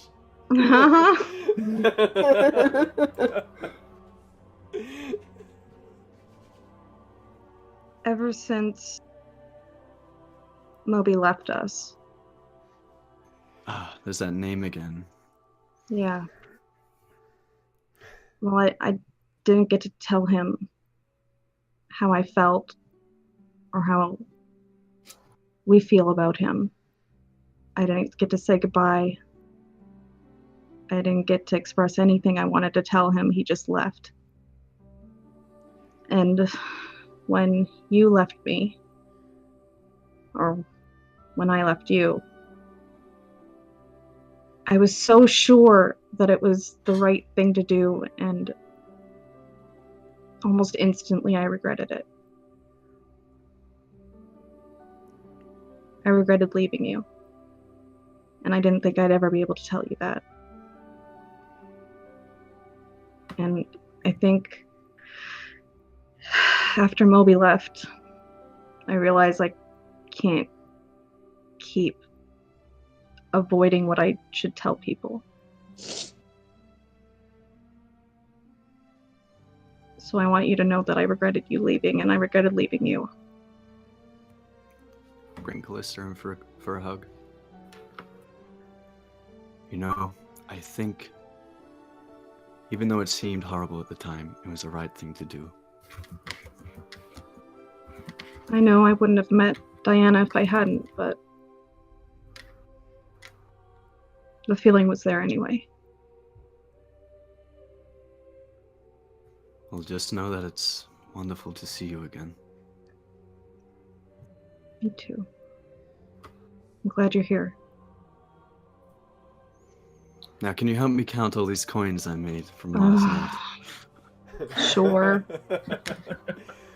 Anastazius, as you guys are counting coinage, you got 475 gold pieces, 252 silver pieces, 35 copper pieces, Ashland's bra. 4 pairs of men's unmentionables, and an additional 8 women's unmentionables. And it looks like a little statue of a halfling female carved from wood. Interesting. Sarvin! Sarvin's a relative. It's a little bit bigger than the miniatures that Okay. Sarvin was carving. Okay. So I'm gonna Ashton's take- thinking about taking a level of bard just because she's poor. You're gonna take the unmentionables, kind of, without really handling them. Just drop them on the floor. Okay. Are you just gonna like, leave hey, my these bra! here? Someone will come and clean it up. I'll go around and grab my bra actually and tuck it back into my cloak. We're in a room. Yeah, they're still in the room. Yeah, Yeah. Oh no! Yeah, so- crap. Yeah, but didn't Ashland go up to fetch him, though, specifically? I Oh, I think fetched she Lachlan. fetched Lachlan and brought Oh. him back down. Yeah. Does Callista know that belongs to Ashlyn? Probably after months. Or travel. Oh, Oh, jeez. Have you been washing it regularly? Is it... Yeah. And Alright, well, I'm just gonna streams cast a and... quick prestidigitation to clean it up, just in case. Okay. do you think we should return this to her? I think it would be funnier if you did it. Oh, don't! Anastasia, don't make me do that. I'm gonna fold it in half and just place it in Callista's hands. It's all yours now. I don't want it. It's yours. She gave it to you. I'm gonna put it back in his lap. Someone give me my damn bra.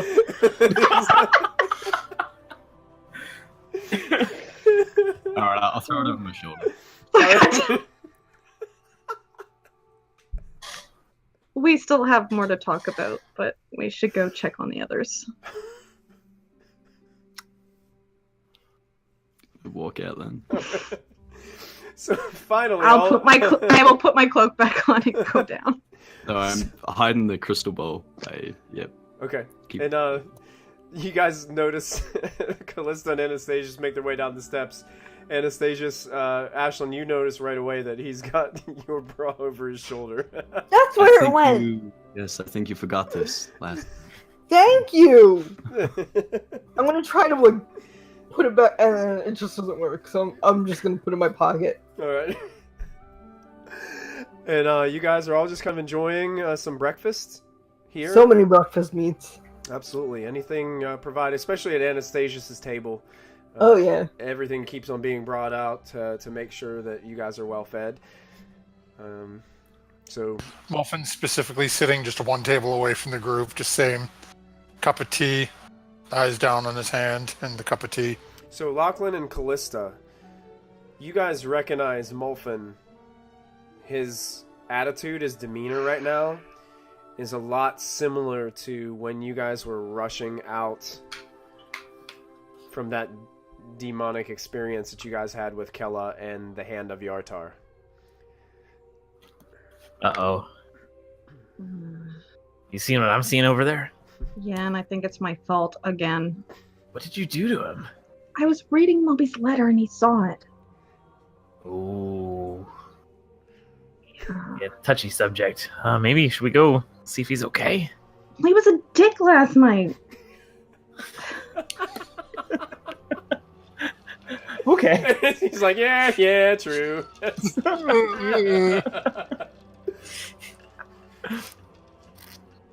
didn't know he was gonna come read over my shoulder.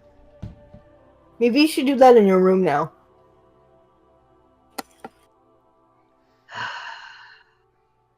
I'll walk over to Molfin begrudgingly and drag Lachlan with me. So you guys pull up a chair next to Molfin, who's sitting a table away from the rest of the group. Barely eating. I'm doing like the Riker sit, like sitting around the back of the chair. Gotcha. Lachlan, dear boy, how do you feel today? A little hungover, to be honest. But nothing else. Beyond that, you feel fine. Yeah? Beautiful.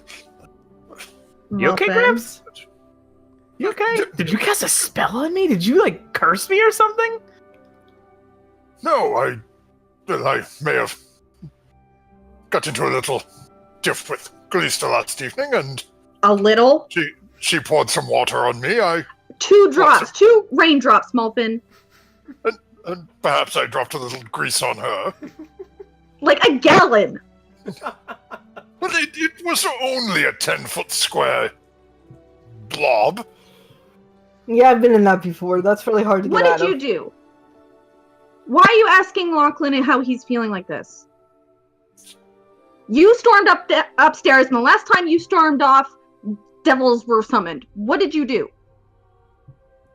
Did you kill more Nothing. members of the hand, Molfin? We're in Evelyn, Lachlan. There is no hand here. Thank The goodness. hand is in Yata. For now. Molfin will look straight at Calista. I did not summon anything. And as he's waving his hand, you easily see the cut across his hand. Nope.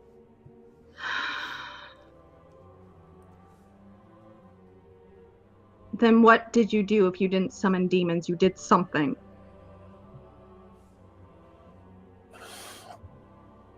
I am attempting to find how to... And leans in a little closer. I want to know how he put her soul in the gem. We know how. It was a kiss. With ancient magic. I am seeking to have that done to remove this sensation that I keep dealing with. Back up. You're not making any sense right now. Every time Moby is mentioned around you, you react like this. And now you're saying this is connected to Zulkin and the gem? How is this correlating? No, Zulkin is the answer. Molfin. How is that an answer? Remove the feeling. Remove the desire. What did you do? Why is there blood on your hand? I was clenching something, and unfortunately my attempt failed. I didn't attempt. I attuned myself back to his dagger. As an attempt to Why? contact him via that spectral graveyard. You And could did have you get brought there? him straight to us. Unfortunately, Did you? no, it didn't work. I didn't make it there. How did you not make it there? Every time we attune, we go in. There was a flash of white light, and then I woke up in my bed. Make a deception check. Nat 20! So would that be a 19? Because you have a 19, negative? yeah. Okay. Can I do insight? Anybody around can do insight if you beat a 19. Okay. Gramps would never lie to me. Use the nat 20. I don't insight check. I believe him that he doesn't remember. Wait. For You're not once, there, maybe Diana. Diana, you see. I'm not there. Aren't we at the other table? Well, They're at the breakfast table. you guys are within earshot. Yeah. Okay. So anybody at the other table could make the check as well, or don't just believe them. It's up to you. Oh! I kind of want to see how well, if I do well. Yeah.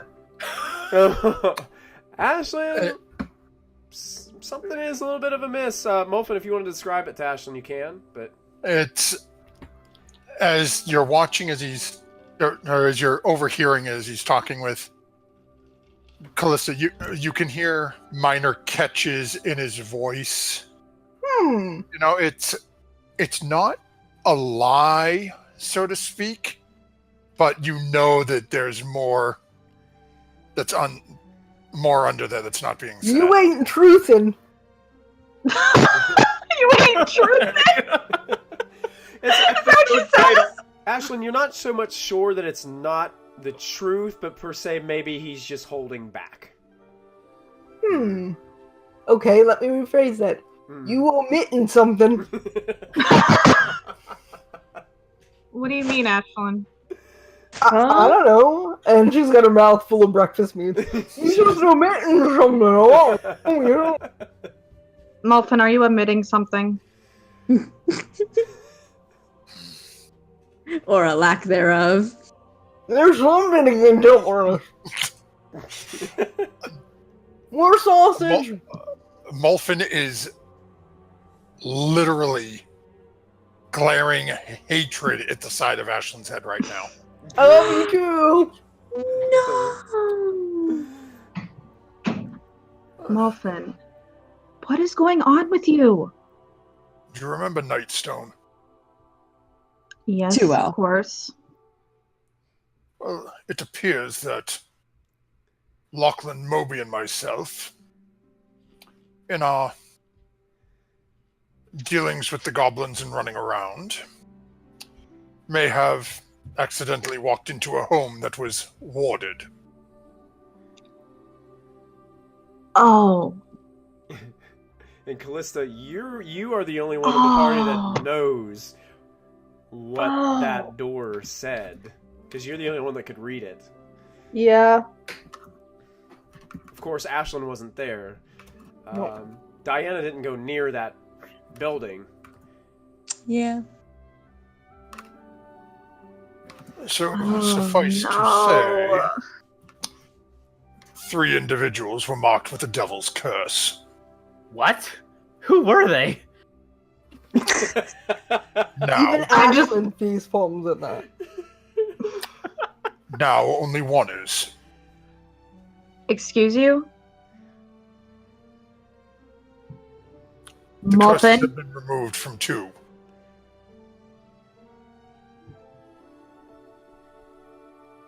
What did you do? Why do you sound so angry all the time, Callista? Because the gnomes drive me crazy. This is true. You're endearing, though. Ashlyn, to be honest, though, it is a very short trip, but Okay. I did what I had to save Moby and Lachlan. Nothing more.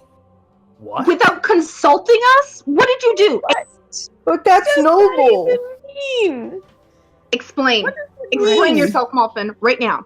Gramps, what'd you By do? entering the home in Nightstone, all 3 of us were damned to serve Asmodeus for 1,000 years. How? What? For entering a home? Apparently, there was some ward on the door of the house the minute the 3 of us Did you- entered. Did you read it? Do I anyone read it. understand? I read it. There was it was not a language that any of the 3 of us understood. What did it Did say, I read it Callista? once they already went in? When did I read it? It was kind of funny, because I think you read it like several episodes later before you left Nightstone. Because it was like, it happened, and then... Like, it had already happened, and then I read it, and I was like... It was like really quick. You're like, hey, can I go back to Yeah. that door and read what it said? Yeah. So, the door, you remember Callista said... I have notes, but I don't have my notes with me here in Seattle. Right, yeah. I know.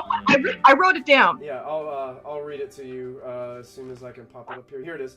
The door was written in Infernal, and it said, "Let all who enter this house without the consent of its owner burn for 1,000 years in the depths of Nessus and freeze for 1,000 more in the icy wastes of Cania." That's pretty hardcore. Hardcore. Yeah. Usually you just get arrested if you break in somewhere. Right? Yeah, but your souls are damned. That's pretty harsh. Molfin, Uncle Molfin, Gramps what did you do? did something? They were damned. I exchanged theirs for mine. Oh, Uncle Molfin. What was What? the deal, Molfin? I'm just Who do we have to kill? trying to You figure this out. What did you do? Listen, I have an idea of what you did, but I need to know. I need to hear it from you. We have to kill someone. No. Oh my god. Perhaps it's not so Oh much my kill. I God. really need to steal Oh, an item. no. No, it's Steal an item. This is right up in our wheelhouse. Well, your wheelhouse. it is. We have to steal a magic wand, and Oh, okay. This sounds great. For who? And give it to who? Probably from that madam. Magpie. from the owner of the contract on the three of our souls, Asmodeus.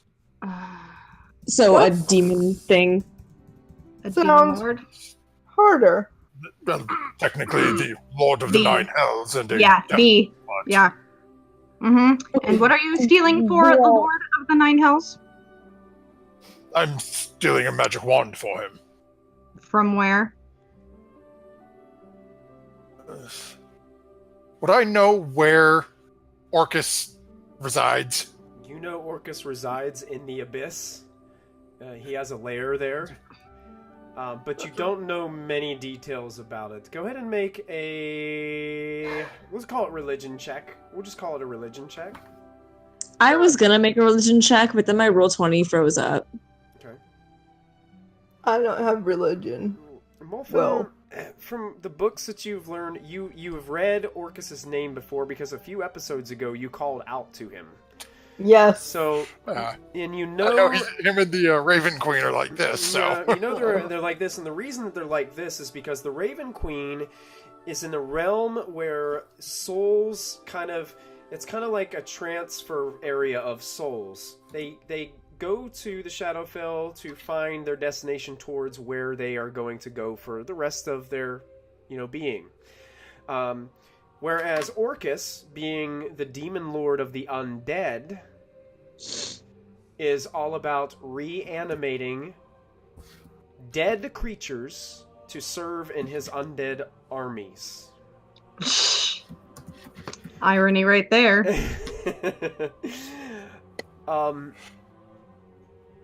And you do know that he has a lair in the Abyss. Diana, you have read a little bit about this as well. You probably know about the same amount that Molfin knows. Molfin is specifically not going to say the name. But yeah, but you're more of you're kind of doing a religion check on Asmodeus. Is that correct, Diana? From that term that you... Yeah, I just wanna like if I can recognize the name and know who he got into a deal Yeah. with. Oh yeah, you know about. He is the leader, basically the ninth level Nasus of the Nine Hells. He is the ruler of, and basically he rules every layer above him as well. Like he is the arch devil. Why would you break into his house, Lachlan? They told me to do it. The demons? No, No, Molfin and Obi. we were clearing goblins out. We walked The into the power of house. Serenade compel you! The power of Serenade compel you! Molfin. I have to steal a wand from the Abyss. Okay. Oh. How do we get Christ. there? We can get That's- this broken. This is something we can deal with later. There are more pressing concerns. Yes, okay. your mental well-being. Just a few days ago, you were cursing the Raven Queen, saying you were going to kill her with the help of her mortal enemy of another kind, and now you're in arms with the demon lord. What is going through your head? The situation a few days ago was unfortunate, but that is separate from this. Is it? This had to do with Lachlan and Moby being damned. Yeah, that's pretty bad. There is no way around that. I I have a chance to remove 2,000 years of damnation from two of my direct relatives. Yeah, but how many There years is do no you have, question Gramps? And just days before, you were willing to fight the Raven Queen for Moby just the same. We can still do that. I have a question. Sure, Diana. I was just wondering if from my check I would know like about ways to break contracts. Like that. Contracts, Like to be able to Contracts with devils are a difficult thing. There are sometimes people are able to find loopholes in the documentations, Yay, let's do that. but it's very difficult to outwit, especially someone with the charisma as Asmodeus. Yeah, but I've got so much wisdom, guys. That'd be great. Do you have the Alright, well, paperwork let's not- perchance? What? Do you have the paperwork perchance? Oh. Molfin. No, it was not a physical journey. But you signed something. What exactly? We need details, Molfin. We need to know exactly what you signed and what you just signed yourself up for. Did you read the fine print? That's where they always get you. Ashlyn's right. Did you read the fine print? I'm right?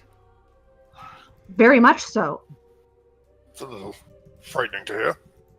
But, alright. Ashlyn is feeling so warm and fuzzy from that praise from Callisto. She's like glowing right now. Molfin is sort of visibly uncomfortable, is playing a little bit with one of his pouches on his lap.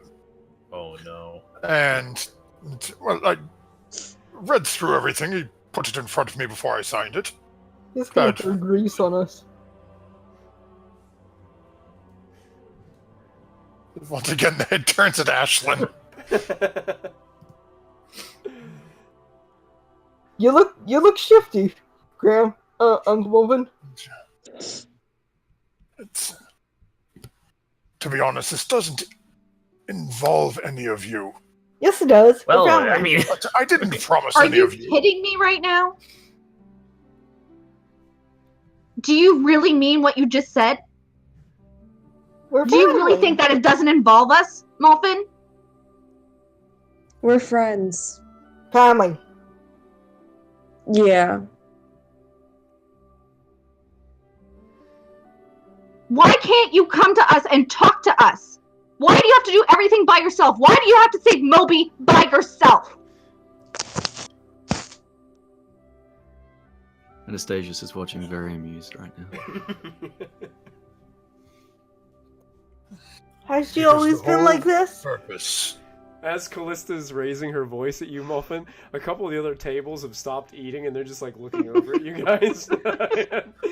And they're slowly Oh, this is like, a performance art piece. This- Everyone here, I lay down my Bandonian case. Throw your coins in for the performance of the actors.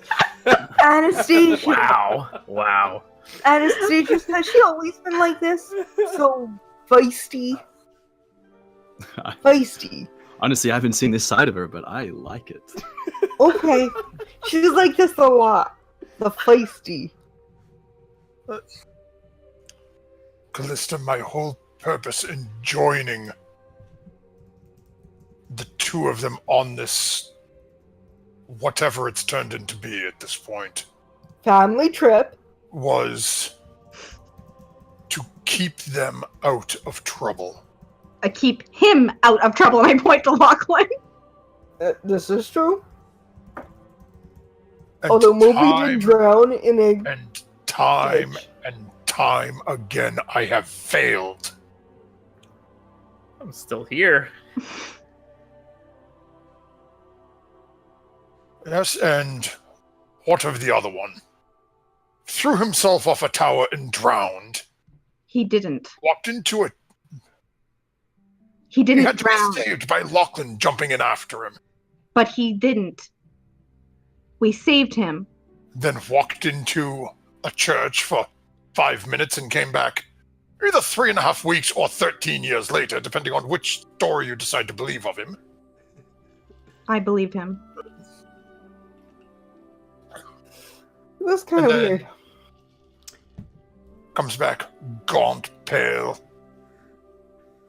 hair blackened, looking hardly more skeletal than some of the creatures I've dug up. And then once more vanishes with nothing more than a note. No word, no nothing. And this is all being done at some behest of some psychotic thing in another plane. And then come to find out mere days after this that none of that matters, even if I manage to save him from her. Oh yes, he's going to burn for 1,000 years and then freeze for 1,000 after that. Do they still have to freeze? Yeah, do we still? So when attempting to find a way to stop dealing with this irrationally, I get offered the option of releasing them at the cost of myself at the end of my time here. Or the three of us do it together. If I'm going anyway, why not spare the two of them?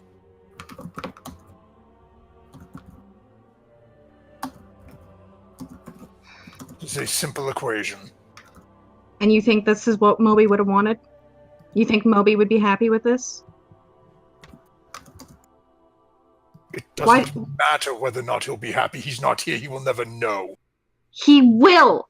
We were supposed to trust him that he'd be back. You're supposed to trust him! And when he comes back, and eventually years from now when I pass, I'll be gone. It will not be on him where I am. And when he goes, I will know it is not down there. Oh. We'll find a solution together. He can come back or not. It's immaterial. What happened at the end of the three of our journeys was either going to be the same, or I could change Lachlan's and Moby's.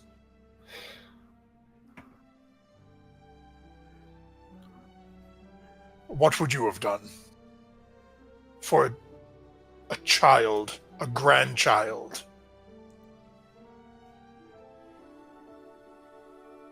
If we were already damned, would you not save them if you could?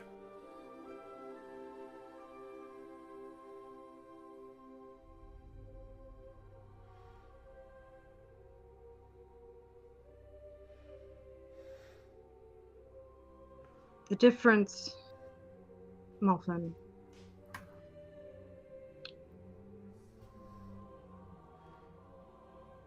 You may be right. If it was me a few months ago, I probably would have done the same thing. 100% I would have done the same thing if it was me before I met you guys. But after coming this far together, after everything Moby's taught us and told us, there could have been another way. We could have found it together. If Moby taught me anything, is that we're stronger together. Together.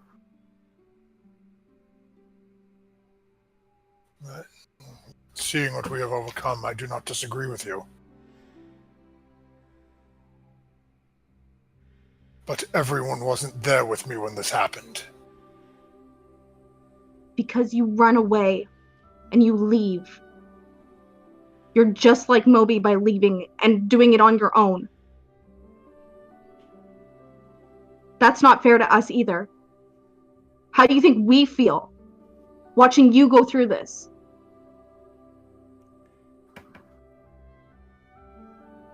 Moby's suffering and now you get to suffer and we just stand by and let that happen? How is that fair, Molfin?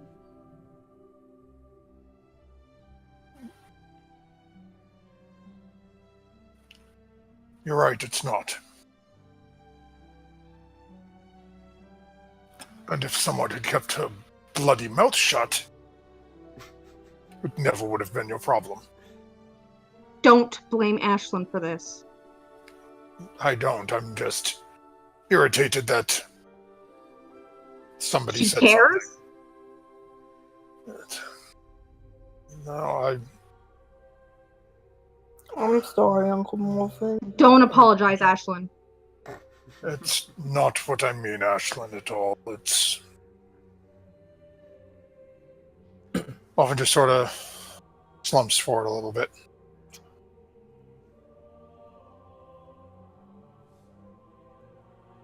I run over and give him a hug and a kiss.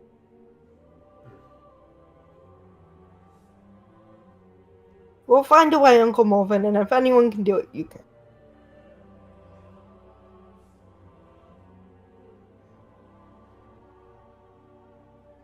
No, it will not be me who solves it. Callista's right. If anything is to come of it other than what I have already done. Okay, maybe it's Callista, Diana, Lachlan, or Anastasia or something. But the point is that you have helped. You are. Sometimes you are wiser than I give you credit.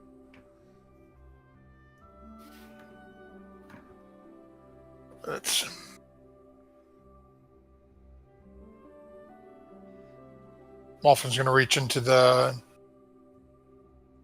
his pouch, hand the dagger to Callista. This is Oh. the real one? Probably safer with you. I'll take it. Alright. Diana, you watch as the dagger now moves from Molfin to Callista's hands. Personally, I think it would be pretty safe with me. I mean, who? Why? Diana, would I do not right anything now. with it? Technically, it's mine. I'm the one that found it. Callista just gets up and leaves. She's going for a walk. She's Okay. so like you probably haven't seen Callista this angry in a long time. She just leaves. Oh boy. It's kind of But- like Okay. it's kind of like. Do you guys remember when you first met Callista and she was a little rough around the edges? Mm. Yes. You didn't do anything to really, really make her mad back then, or this is what you would have gotten, I think. I'm just gonna gaze at all of them and leave after Calista. As he goes to walk away, behind his back, pull out the wand of paralysis. Zap him once. Are you gonna try to zap Anastazius? Yep. Alright. I think you have to make an attack roll. Nope. Oh, Make a range attack roll against the creature using your spell attack bonus. Oh. On a... Okay. Yeah. Okay, let's see here. I gotta check what my spell attack bonus is. My goodness. Wait, why did I put it in that's on a hit? Oh yeah, it's just a hit. I don't know why I put it in as a save. That was stupid. Yeah, Okay. they get to save, if it's during combat, they get to save at every one of their turns. Ah. But if it's out of combat, it's like a minute. oh, I think I did the wand of thing That's wrong. 18. Is that gonna hit you, Anastazius? I believe it does. Yeah, so all of a sudden, Yeah. Anastazius, you just freeze up. As the rest of you watch, as this wand is revealed, pulled out from Molfin, he points it towards Anastazius, he's following him along, and all of a sudden this weird beam of energy releases from the wand and stops Anastazius in his tracks. Muffin. Muffin, why did you do that? Trust me, dear boy. Let it be. He called you a boy, by the way. Muffin, he knows If I'm Callista paralyzed, knows can I that. speak? Or am I just... I think you are completely still. Let me see, paralyzed. condition. Only lasts a minute. It only lasts a minute, so it won't be long. Unless it can't- Just enough time to give her a head start. Paralyzed. This paralyzed creature is incapacitated. The creature automatically fails strength and dexterity saving throws. Attack rolls have advantage against, and any attack that hits a creature is a critical hit. And incapacitated is just no actions or reactions, so... It doesn't... Well, that's unconscious, it says. Well, it can't talking's an action, like a free action, so I don't think he can talk. speak. Yeah, you're right, Sarah. Yeah, so basically you're just, like, all your muscles are completely frozen. So he still looks dreamy like that. He's a very In that dreamy, pose. statuesque looking Yeah. Anastasia. Someone get the finest painter in town to paint a portrait of him, because this Yeah. is still as old as the day. I have a question as well, although it doesn't pertain to this exact situation. Okay. Well, kind of.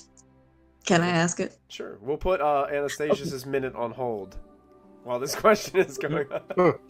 Sorry. I was just wondering if Diana knew any, like, people in her church that were, like, very charismatic and like maybe specialized in, like, helping people get out of demon bonds. Like exorcism. Something? Yeah, do I know an exorcist? Your high priest from Daggerford, Dorn. Yeah. You've heard of him having the ability to maybe do kind of perform these exorcisms and things like that. But the last that you knew of him, he was beaten and captured by Zolkin. We should probably go after Zolkin too. But you think maybe if there was another temple or place, it would need to be somebody who knew a lot about religious matters and dealing with these specific rights and contracts. It would be hard to find, but you think you could if you searched hard enough to find it.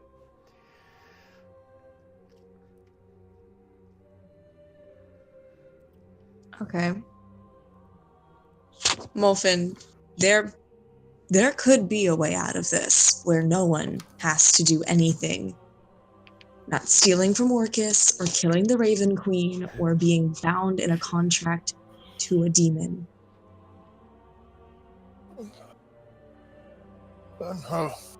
We shall see what Give it the power of song. Mr. says. No, please, we do not need another one of his songs. Oh.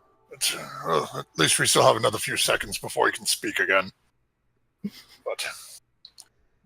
But we'll see what Callista says when she returns. And at that point, Anastasius, you snap out of it, and you regain He's your got a ability. mid-step and he finishes his step. He's Kind of so adjusts, graceful. Like a lion cat. Lion cat.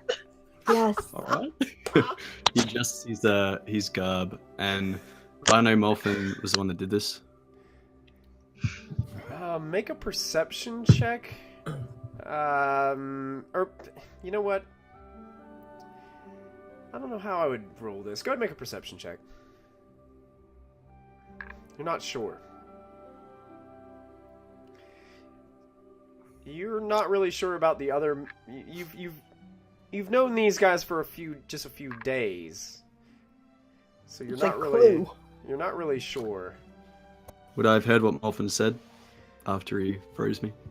Yeah, you would still be able to hear. I think you'd still be able Yep. to hear everything.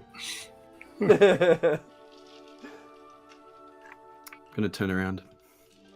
In future, do not assume you know what's best for me or Callista. We have been through more than you could ever know. And I walk out. Anastasia storms out of the tavern.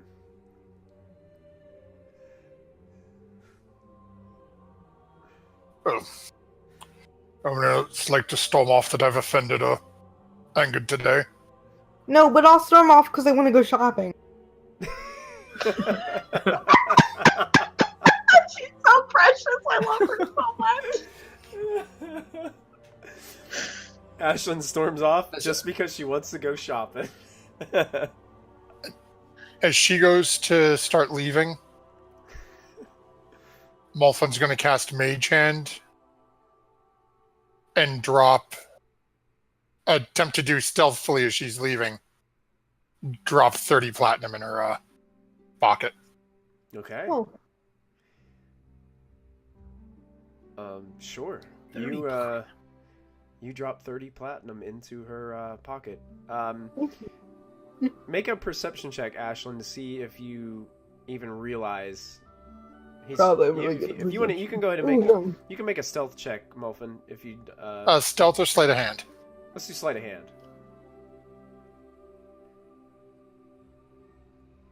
Oh, Ooh, Ashlyn doesn't notice. well done. She Thank walks you. impressive. Yeah, Lachlan would be like, I got him. I mean, granted, Diana probably saw this floating hand. So, into the pocket, pull out a bunch of coin, and just go drop into it her in. purse. But Nice. So Ashlyn makes her way towards the market. Lachlan and Diana, you guys are sitting there with Molfin, who, under the barrage of emotions that were let loose upon him at this table, it seems to just be, and you kind of, Diana and Lachlan, you empathize with Molfin here. I mean, Lachlan, he stuck his neck out for you. Yeah. If everything that he says, is true and what's happening and everything. And Diana, you've heard of this kind of stuff before, just with your background in religion. This isn't small stuff. This is. Yeah. And you, Molfin, you never should have done anything like this, but I understand why you did. Mm-hmm. They pick the desperate. Mm-hmm. And it's not fair. fair or not, it's the way it is. And it's not over. I mean, Gramps, I know that I'm off the hook, and I am grateful, but I'm not out of the game here. Whatever we have to do to fix this, I'm with you to the end. And it may be possible too, but it's... It is, Right. but it's incredibly difficult. We would need someone who was both clerical and a lawyer, in a way. With, because it's just the getting out of the contract. My thing is, why are you even in a contract? If you couldn't understand the nature of the writing, I could argue that you shouldn't even be bound to a contract because you never, it's like, or maybe that's like reading the terms and conditions and just clicking I accept, but not actually reading them. Maybe that's like that. And then it's still kind of your fault that your credit card got stolen. Or it's that little window that says click here for terms of conditions, but no one ever does that. They just click on the I accept. Wasn't that a South Park episode? What if the terms and conditions were never written in do like that. Mandarin or whatever, and you only spoke Spanish? That's not very fair. It's what was his name? That insufferable person we met up in was it Bryn Shanda, I think his name was. Sarvin. No, not Sarvin, the sheriff there. Markham Southwell used to say, Yeah. ignorance of the law is no excuse. But also, a failure to publicize a law is kind of bad. Like, you can't just make a law and then be like, we're not going to tell you what the law is. And just, be like, gotcha. Yeah, 1,000 years for going through the door. I mean, I understand if they want to take our finger or something. That's a little much. You have to realize, Lachlan, this is not Diana's door we walked through. This is a door that was blessed as sacred by the ruler of all the 9 hells. Oh, that is not blessed nor sacred. Fine. Damned and unholy. Absolutely. Pick And your ever since phrase. I wish we could go back there. And if Maybe we that person should. were still alive. Ooh, that's not a bad idea. I mean, because maybe there's something important in there. Right? What did we find? We found trinkets. I mean, is there some great source of power that we could use to become, I'm not thinking about that. I'm thinking about if that Oh. person were alive, then maybe, like, with their help, we could break the contract. We could have a better chance of breaking the contract. Also, don't ever walk through a door again. Everybody's gonna be afraid of every door in the campaign. Hey, this Read door. everything. You got This- that entire house for any transcription. This door has runes on it. Ah! It's just everybody Well, runs away. But before we travel down that rabbit hole, the homeowner is alive. In one of the goblins that we had managed to exterminate from said town, we found a pendant of Asmodeus, which I myself returned back to the homeowner. So we did that homeowner a huge favor and saved their life, but now we're damned because we broke their contract? That is not right. No, no, no. Here's what we need to do. On our way back, when we go back to kick Zulkin's ass wherever he is in the other town, we're gonna make a pit stop there and make that person take back their curse. Because this is not happening. The curse is no longer upon us. The curse was removed when I signed the agreement with them. There is no curse to remove now. Diana, I meant. Diana, you were on to something, but as soon as Molfin let you off to that information, basically, the curse was kind of like an unofficial contract, so to speak. It was in place, but it wasn't documentation. It's kind of like this is kind of an odd thing to say, but if in South Carolina, if a man lives with somebody or lives with a woman for over a certain amount of time, they're considered unofficially like married. Common law. Common law. Yeah. Common law marriage. So it's kind of like that kind of aspect, but then as soon as Molfin inked, He signed the marriage contract. he signed it. So now There's there's got to pay child support. now exactly. Now you get past your Technology, soul. Michael, perfect. So he removed Lachlan and Moby from that curse, but now it is legally binding to Molfin now. Oh, could have been done with remove curse, maybe. How about that? A devil's curse, you would need to try. It's hard to say. Especially a devil's curse from Asmodeus. I don't know about that.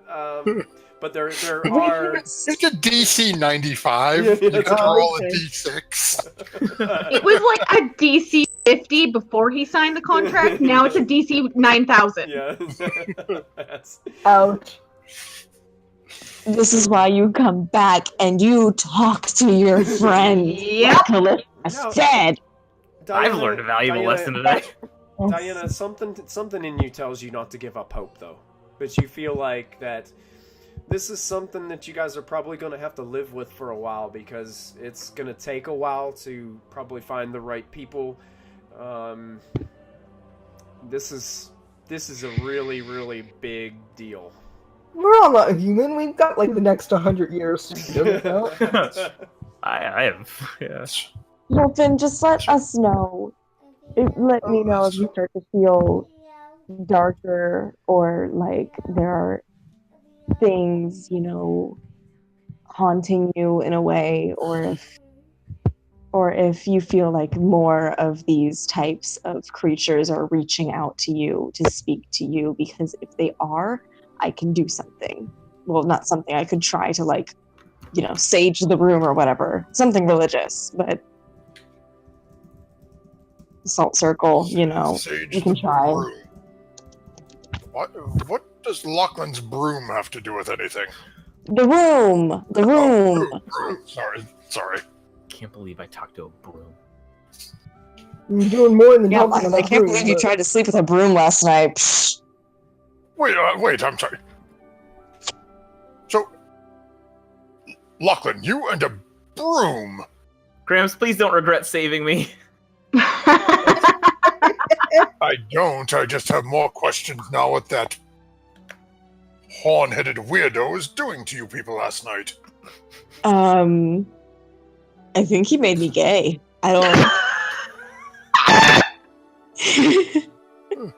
Wait, so I'm At least sorry. bisexual. So let me just you and embroidery spent time together last evening. And it was so time. reprehensible that you have switched to the other team now. No, quite the opposite. In fact, I think I'm on both teams now. I don't, which is so weird, because like it was my best friend, and I don't ever think about her like that. But now Oh, I'm like, sorry. You're referring to my niece. because she's not actually your niece, bro. What? She's an elf. Like adopted, maybe, but I'm feeling personally attacked and rather hurt there. This poor girl has been calling me her uncle for weeks now. months. I mean, if she believes it and you believe it, then I regret saying anything. Anyways, but no, it was like But are you claiming this was some sort of religious experience then? it was certainly an awakening. But no, he did this thing where like he just like made us lie down and like had unseen servants massage us, and then he like probed our thoughts, and I was like, oh, this is, really interesting. But then it got into like Zulkin stuff, and I was like, I'm out. So what? So this random individual from somewhere in Callista's past puts you in some sort of a trance state and starts Mhm. asking questions about Zulkin. Oh, that sounds bad. I'm not there though. That sounds a little. That does sound slightly bad. Now that I Yes, he also asked questions about Callista, so I figured maybe he was looking out for Callista and leading us on like a jerk, like another jerk that I know. His name starts with an X, pronounced like a Z. correct. What if it's the same person? Why else would this individual be so interested in Zulkin? Oh my god. Oh no. Oh my god. You guys gonna have a fight with Callista in the Should house? show him the dagger and see if he reacts. I do not trust this enchanting of you and Ashlyn and That would prying explain for everything. information of Zulkin. That would explain everything. That would explain like the immediate attraction and the really weird hyperfixation. Like,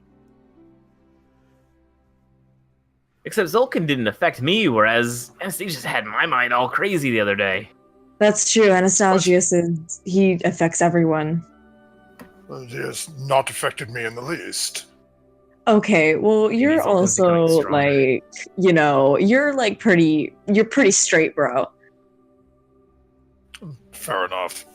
This is what it apparently, some people, we won't mention Natalia's name, but seem to have a thing for people like me, so. Ooh. But anyway, back to dealing with our new little problem child here. How can we find out one way or another for certain? We need concrete proof. I'll disguise self and I'll look like Kella, and I'll like jump in front of him. That doesn't sound too... How much taller can you make yourself as Kella? Not I think a a lot. foot I'm sorry taller. with that spell. I will look like Kella has not been eating her proper has not been nutrition. eaten her pork. Could you disguise someone else? Could we? Oh no! I just had a very bad thought that I immediately feel very guilty for thinking. What? Callista has a hat of disguise, and if I put it on, Oh, I I could was look saying, who's like gonna ask her to look like Kella? Well, You're gonna die soon. Lachlan has a very valid point. If anyone goes looking like Kella and Callista sees this, it may be the last action you take. That's what I was thinking the entire time. Like, you really want to disguise yourself as Kella with Callista around? But if a few of us look like Kella, there will be decoys. Just 3 Yes, so that's Kellas, wonderful. 3 Kellas Let's equals 3 Callista targets turning to into a pick. Tyrannosaurus Rex. no. It's just... This is foolproof. no. Oh, there has Callista's to be looking another pet. for like a hookah bar or somewhere to relax at this point. She just. Okay, so we know. There needs to be a different plan. Plan B. Plan that doesn't get us killed. Wait, Attack him head Diana, on. your deity, Ilmata, Yes. they reside on a different plane, do they not? Indeed. I can talk to him. Technically, so can I. No, but I have things. I have spells that involve clairvoyancy and finding out how certain situations, how they'll end up if things like stay exactly as they are right now. Like I can ask Ilmater if the path that we're going on right now will lead to a certain event. So I can ask him. But that could end up being vague, though, if we say, well, does this path we follow end up with us running into Zolkin? Eventually we know it will. But that No, I doesn't can mean narrow it that down all of a sudden well. Anastazius comes out of the closet and goes, hey, everybody. Well, how it works is I get 3 questions, and I can ask. I think I could narrow it down from those 3 perchance. Let me just read it very quickly in my spell book that I just, pull out of my satchel, and I just go to the section labeled Cleric Spells by level, and then I... What is this by level? Is this Level. some sort of clerical mumbo jumbo again? Oh, just by difficulty, like I know that, certain things are too difficult for me right now, but other things I think I have a pretty great grasp on, I just, have to learn them at the start of the day. Cohen gave me a few scrolls that I could probably attempt to cast from the scroll itself, but run the risk of failure and destroying the spell. Load, spellbook, load. While you guys are talking about this, Ashlyn, you are headed. You do find a jewelry shop because you're looking for a ring, correct? Yes, ring of protection. I just want to know how much it is. You do find a jewelry shop, and as you're walking through, there seems to be a very tall man. Very tall, broad shoulders, wearing a jacket that is way too big for him. Although he is enormous himself, he's wearing a jacket that's too big for him. And his legs and feet are very small for some reason. Like You missed shaped, leg day, bro? he's shaped like an upside down triangle. And he stands there and he's just looking at you with a very broad set of eyebrows. Welcome. Hello. Hello. Hello. Hello. How are you today? Good. How are you? Well, I'm fantastic. Is there something that you are looking for, milady? I am looking for a ring of protection, my good sir. Well, let me look over here and see what we have. He starts looking through. You can see that he almost kind of goes underneath a display case and pulls out a special box that there's a lot of beautiful rings already out, and it looks like they're just regular rings. I mean, there's some that are carved beautifully, some are inlaid with gems. And then you see that he pulls out this box, and in this box he opens it up, and there are several other rings. And he looks through, and he's, I don't have a ring of protection, but I do have this. And he holds up another ring, and it looks as if it's golden, inlaid with nice different size green gems. Ooh. And it looks like it has this elegantly carved golden, and it's a mixture of gold and gems. It looks like a hummingbird attached to it. Pretty. What does it do? Does it do anything? This particular ring enables the wearer, once attuned, might I add, that you can easily get out of the way of things that could be harmful. How much would one of these cost? This one is Story in the whale. That's what I've been basing it off of. That's it. This one is 4,500 gold pieces. That's nice. Do you have anything in copper but pretty? I've got 2 friends, and I want the 3 of us to have matching best friend rings.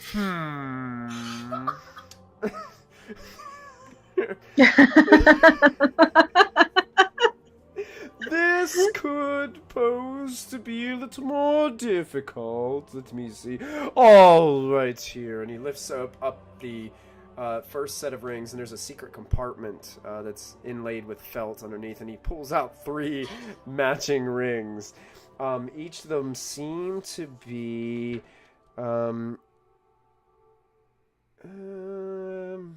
shame they don't have a picture of it right here. It seems to be carved with, it looks like they're silver rings, and they have carved and embossed waves in them. And, I think I have one of those. You might already have one. This ring helps you to make your way through the water. What about non-magical rings that just happen to be pretty? Okay, well, fine. He takes his magical rings, he puts them away and walks.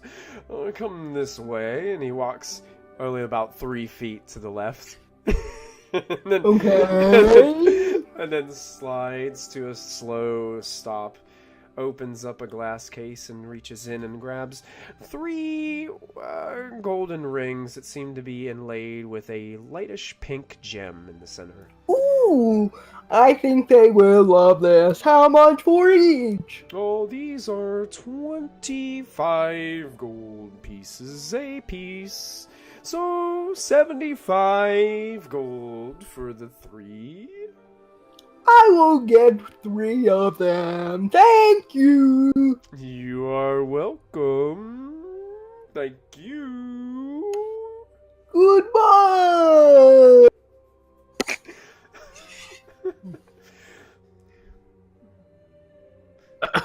You do. As you're walking out, he's like, "You have a great accent." So do you. And he kind of. He looks like he's struggling to smile. He smiles a little bit, and then goes back and starts polishing another ring as you walk out. Would Ashlyn have noticed the extra money in her pocket when she went in to take out her coin? Hold on, let me Ashlyn, do perception check. My roll 20 froze. Let me reload. Yeah. I like that, JJ. That's exactly what happens when Discord messes up. Everybody sounds like that. Hold on, let me do a perception check when I get back. Okay, gotcha. All right, we'll go back to... JJ does the monkey. I'm looking for somewhere to Callista. relax. Oh, yeah, Callista, you found a place. Actually, they have these really nice park areas that are kind of secluded and comfortable next to the river here. There's a place probably on a park bench, so to speak, where you could sit down and just kind of smoke a little mint herb. Exactly. I'm smoking. And eventually, Anastazius tracks you down by the scent of the smoke. And Anastazius... You can see he's visibly puffed out. He's he's been running and he's not used to that. I thought I would never find you. You got away quite quickly. I don't normally struggle that much. I say, how did this get in I'm here? gonna sit down with her. I'm gonna sit down and I'm gonna cast Calm Emotions on Callista. Okay. I'm gonna grab her hands. I'm gonna look into her eyes. Look, it's fine. I'm here. And you just feel a wave of just this calm feeling just wash over you, like all your troubles have disappeared. Is that a few I'm times? here. It's just me and you. Just me and you. Thank you. I'm sorry. Sorry. You're okay. It's fine.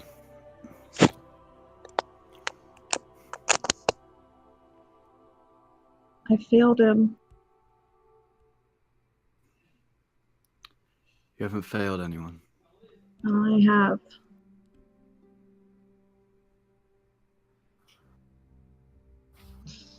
It's not on you if you left. It's not on you. He asked me to take care of them. And I can't.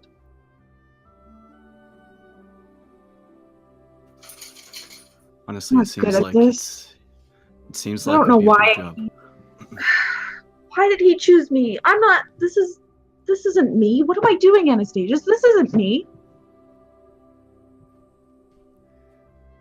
What is? Maybe it is you, Callista. Maybe you never knew who you were before because you were never given a chance, but maybe this is you.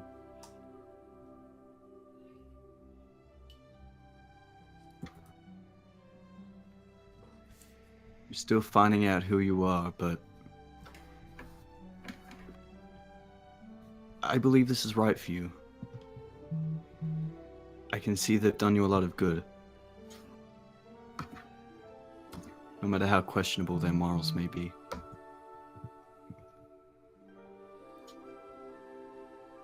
These feelings, I don't understand them, and they don't always feel good. I don't understand any of it. Life isn't about feeling good all the time. You need the lows to make the highs even better. That's rich coming from you.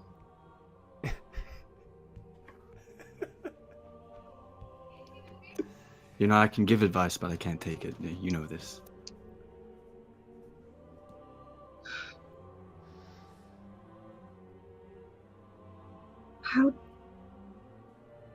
How do you do it? How do you know what you're feeling, what they're feeling, what you're supposed to feel, what you're not supposed to feel? How do you know? I don't think anyone knows. I think we just make But it up. you as we do. go You along. always do. You always know, Anastazius. You always know. You always know how to make me feel better. You always know what I'm feeling. You always know what I'm thinking. You know what everybody wants.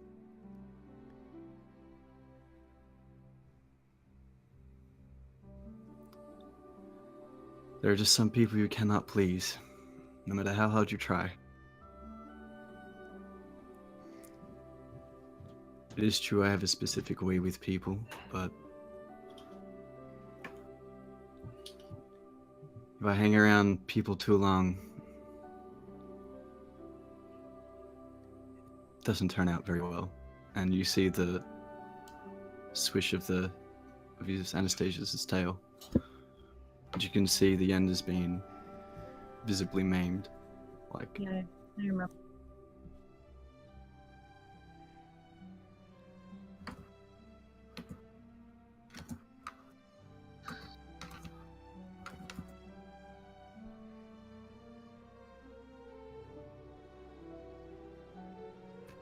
That's why it was better when it was just us. I didn't have to feel these things. I don't understand what I'm feeling. you're living, Callista. This is part of life. But just know, we deal with this together. Me and you will always be here for you.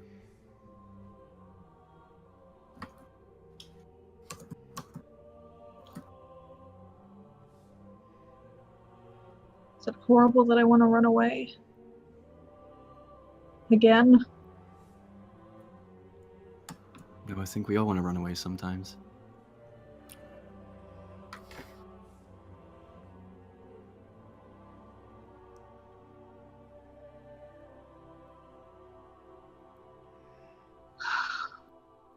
I'm trying. I thought I could be the leader that he thought I could be, but I don't think I can. I don't. Leadership isn't just something you pick up in a day. It takes time, practice. Obviously, this Moby, he saw something in you.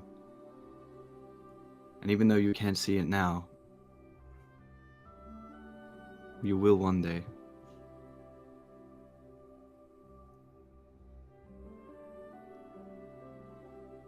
I wish he was here.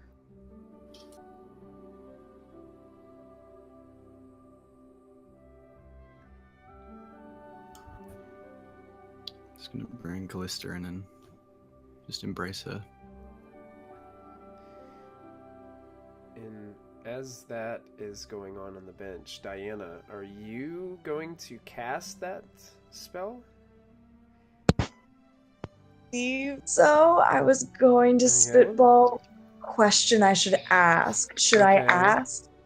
I'm going to ask Lachlan and Molfin if they think that I should ask, will we meet Zulkin soon? Or because it has to be about a goal, event, or activity. So I can't just be like, oh, is Anastazius Zulkin? I have to phrase it like, is Anastazius going to turn into Zulkin within the next 7 days? Okay. Yeah, you have to be careful about the way you word your questions to get the answer Oh. you're looking for. I suppose the best way, in my opinion, to ask it would be if this individual, and apparently you remember his name better than I do, does this individual pose any threat to anyone in any way, shape, or form within the next 7 days? Month. Doesn't everybody pose a little threat to somebody? Well, I pose a threat to anybody that has, something I want to borrow. Yes. okay. I would agree with Lachlan on that. Perhaps threat is a poor choice of words. Intentionally malicious with the intention of being evil. Yes, does he house any intentionally malicious with the intent of being evil or causing long-standing harm to any of us within the next 7 days? I mean, Granted, this is not proving anything other than we know we have a week to figure it out. I'm not saying that this is my opinion, but it's the opinion of a lot of religious folk that tieflings are naturally evil and that they naturally cause harm. So I think I that's don't racist. know what Elmater's opinions are. I think Elmater loves all, but a lot of people view tieflings in that light. So it might bias the reading. Tieflings are, well, the children of fiends, so there is that natural stigma, but we are not asking about his natural stigma. We're asking about specific plans within the next 7 days. All right, that's how I'll phrase it then. Could we focus more generally? Could we just say, hey, you know, if we wanted to find Zolkin in the next 30 minutes, could we find him? Because that'll tell us real quick if he's in our midst, right? This will also tell us, but it'll also, I think it'd be better just because that way, like, you know, it's the 30 minutes thing is like something that we're about to do in 30 minutes. Are we about to meet in 30 minutes? But this one gives us a 7-day period. Are we about to see him in 7 days? It gives us more options and it gives us a better chance of getting a clear answer. And with that, I mean, Callista ran out, then he chased after her just over a minute later. So, at this point, who knows how far away they've gone. He could have spirited her away. She has ways of making people invisible. She could be sitting in the room right now. I don't think she would be. I don't think she would sit for this whole conversation. I think, well, then again, I mean... This is true. We are discussing how quite possibly somebody she believes to be an old friend of hers is potentially an undead, magic-wielding creature bent on your utter destruction. I'm just going to start asking the questions. Let's hope Callista's not in this room. Let's just do this. Let's just pray. Are you doing this in the middle of the bar, or are you going up to a room? I put on my hooded cloak. I chant. It is not the holiest place. I'll take the boys with me up to my bedroom, and I'll light some... Not like that! I can't see her camera, so I assume she couldn't see me. I was just being smart ass. That's hilarious. Absolutely. Alright, so I gotta ask quickly, who are you sacrificing for this spell to work? We're not sacrificing wait. anyone. Offering an appropriate... Oh, well... That To your religion, yeah. Ilmater would not request a human sacrifice. and Well, someone who just made a deal with the devil. If someone needs a sacrifice a tiefling, it's perhaps we need to go find one. And components are replaced by the cleric's holy symbol anyway, so your holy symbol works as I'm just being funny. Okay. No, you want us to sacrifice you. That was good down. though, JJ. That was good. It fits the theme of this evening. It fits the theme of this evening's episode. Yes. Okay. The question that I'm going to ask Molfin Lachlan, I'm going to ask it as will Zolkin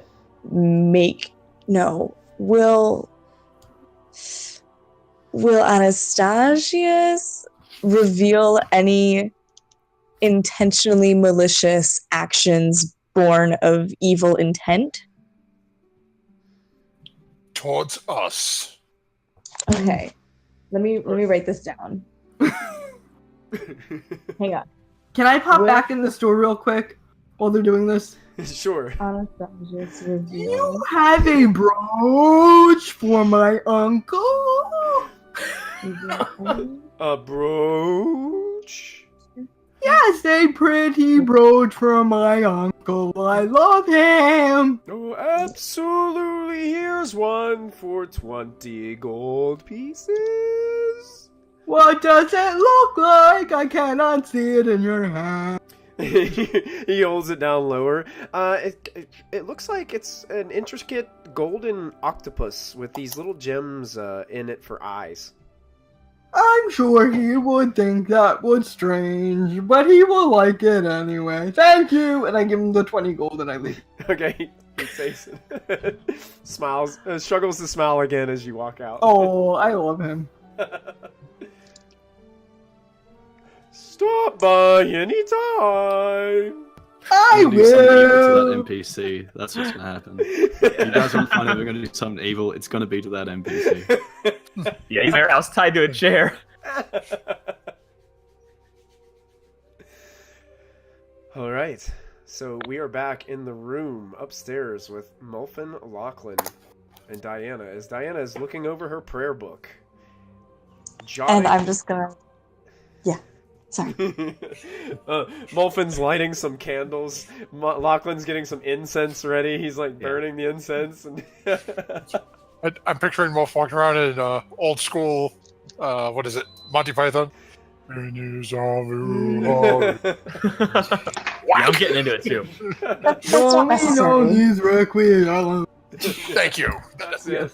Oh, it's been too long. Okay, All right. this is too much. We can be more humble than this when we pray to Elmater. Yeah. Oh my goodness. All right. You set out some Okay. animal furs on a little nightstand. You put your incense there. You got your prayer book ready. You are set to delve into communication with your god. Okay. I cast the spell.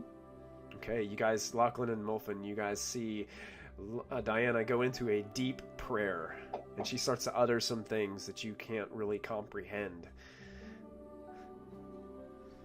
I will ask, in common tongue, will Anastazius reveal any malicious intent born from evil towards any of us?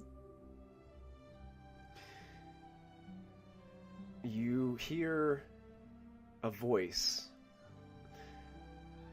with a little bit of an airy sound to it, a mystical sound to this voice. It's unique because it doesn't sound male nor female. It sounds absent of gender. Mm-hmm. And you hear this response. Evil does not bind the one in question. Ego may control the surface, but within lies a better friend than you could ever imagine. I thought so. I don't know why I let them... In Celestial, I'll say, I thought so. I don't know why I let them convince me otherwise. In Celestial, I will also ask, if I summoned Zolkin, how quickly would he arrive?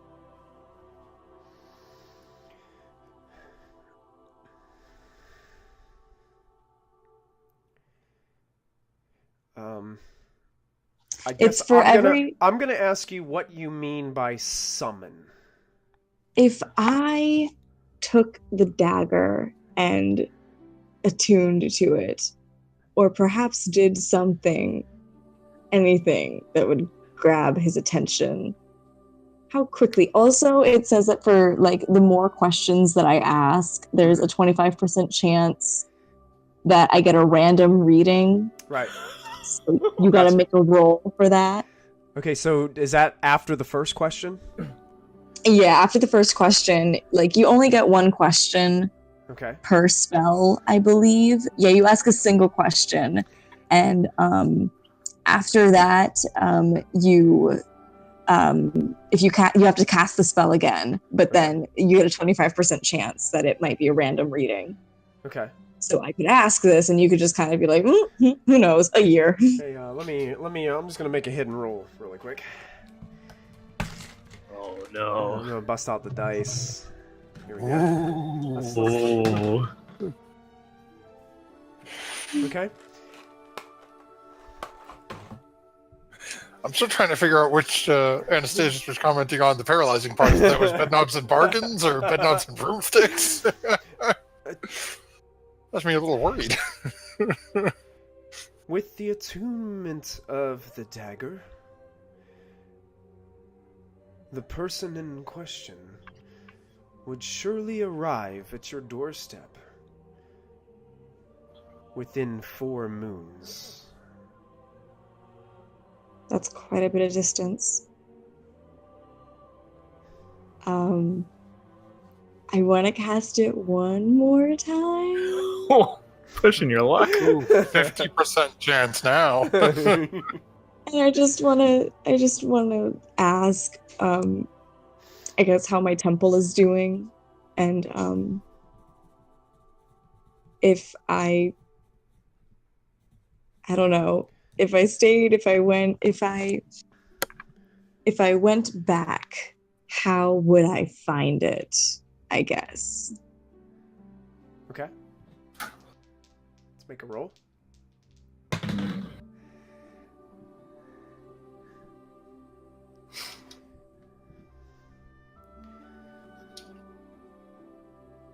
Leadership of the temple in Daggerford is stable and restored.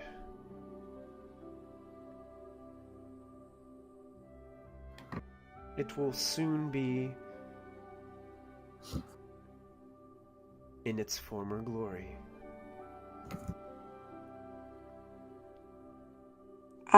I would love to insight check that, and use my advantage for it. Okay. But the stupid thing is frozen. I think I have a +7. Okay. Do you want somebody else to roll for you? Yes, please. Can someone just roll 2 d20s +7? Who do you want to roll it? I'll roll it. Whoever feels the most connected to lucky dice energy right now. Oh, maybe not me. But I I have rolled it a up. 1 on a broom. Oh. Okay, what is it you said it's a plus? Oh.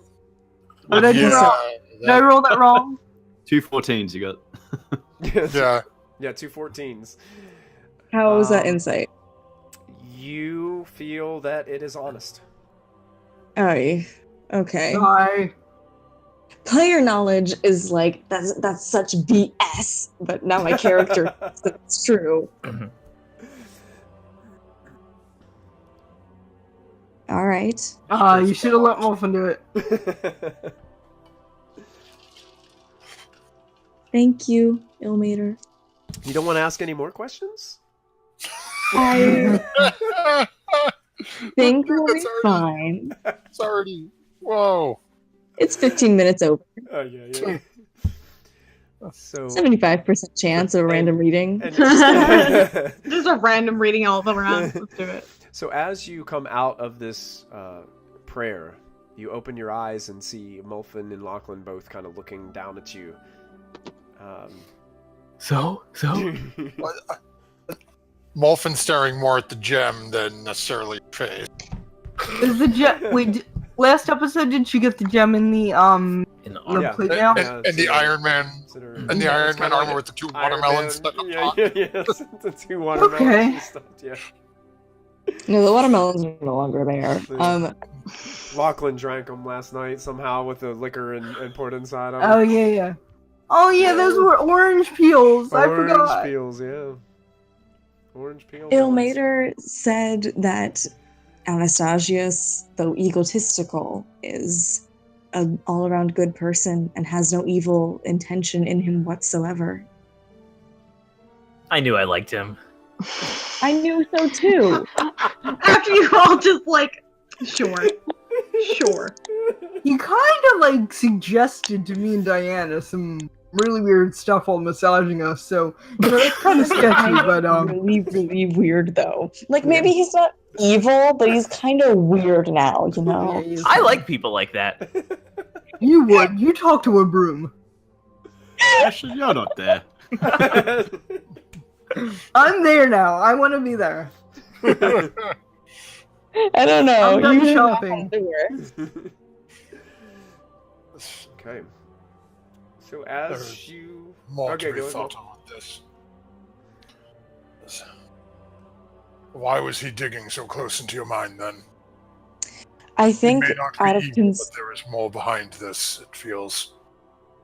perhaps, or maybe he's just trying to get to know Callista's group because we do seem very imbalanced and emotionally unstable.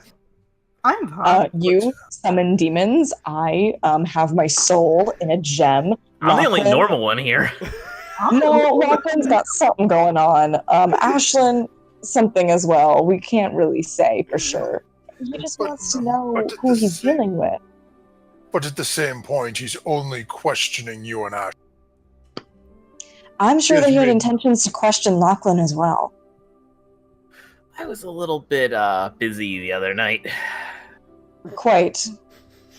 He might try to charm someone again and ask them these same questions. You have a He's only very, looking out for her. you have a very valid point. Forgive me, I must go and rest downstairs. There is something I must do. Alright. If Ilmater says that he's alright, he's okay. Hey, good enough for me. Molfin's gonna go downstairs and sit, pull out his spell book, and start casting Glyph of Warding Oh. Okay. on himself. Oh. Open the robe and cast it on the surface of his undershirt. Okay. Wow. Excellent. You're gonna meet that lady in the purple dress, and you're gonna be regretting that, buddy. As You know, Molfin if is you move 10 feet, it's gonna break. and as Molfin is casting this spell on himself, the incense is starting to leave the room of Diana's area as Diana and Lachlan are finishing up cleaning up after the prayer. Callista and Anastazius sitting calmly on the park bench in Everland, and Ashlyn skipping back to Danivar's house to meet back up with her friends. We're going to go ahead and end tonight's episode right there. Thank you guys for sticking around with us for a little bit overtime. But man, My bad. it's all right. It's all right. Man, wow. It's all Callista's fault. It's always Callista's fault. You know what, fam? That Quit looking into this stuff. That was amazing, guys. Amazing job, everybody. If we have some viewers still with us, we have to pick somebody. Well, we've only got 4 people hanging out, and probably one of them is me. So if there's anybody hanging out in chat, you guys can go ahead and let us know who you believe deserves the Nat 20. We've got 1 vote already for Zos. Diana from Oh, yeah. JJ. I agree with on the comment about am I gonna get pregnant? I gotta go Callista tonight. Oh man, yeah. So the role I gotta go play Molfin. He is- sacrificed himself. He did. Yeah, that Molfin He sure was did. pretty good. That was crazy. Lachlan's broom. Lachlan's broom lover. Oh, yeah. Lachlan's broom. Yeah, the broom gets the Nat 20 for next week. Aww. The broom made a charisma check against Lachlan, and it won him over. These things happen. Mazel tov, it's a girl. Yeah, I love tonight's episode with all the drama and oh my goodness. I'll be honest, Molfin. I thought it was going to be a little bit more of a struggle for him to sign on the dotted line at first. Not for family. But yeah, that was. It's literally mentioning. It's like, okay, the Raven Queen's sort of a nice kicker, Yeah. but saying the 2 of them are off the hook. There's no debate. Oh yeah, There's no absolutely, question. absolutely. Wow, man. But Lord only knows I did not expect the explosion, quite that level of an explosion from Callista. It's like, Callista I does expected a snap. little bit of shit, but it's, yeah. I'm Callista's expecting going Callista through to walk stuff in the back. background, that's why, and I'm like, oh, Oh yeah, it's just all everything kind of piles up at once, and that's the way Yep. and that's the way life is, though. I mean, Yep. it's sometimes when it rains, it really pours, man, and it's just one of those times. Right. and it did only rain 2 drops, and then Callista exploded on you. So awesome, guys! That was a great episode. You know what? We got 4 votes for 4 different people. I'm having a hard time deciding. We got Josh calling out Diana as well. Oh yeah, Josh is gonna use yeah. Yeah, he votes in for Diana. So yeah, we'll go ahead and give it to Diana this week, because Oh, thank you. she was doing some really cool stuff there at the end to try to figure Yeah. like she understood what Molfin was going through, even though she knew it was probably not the best thing in the world, obviously.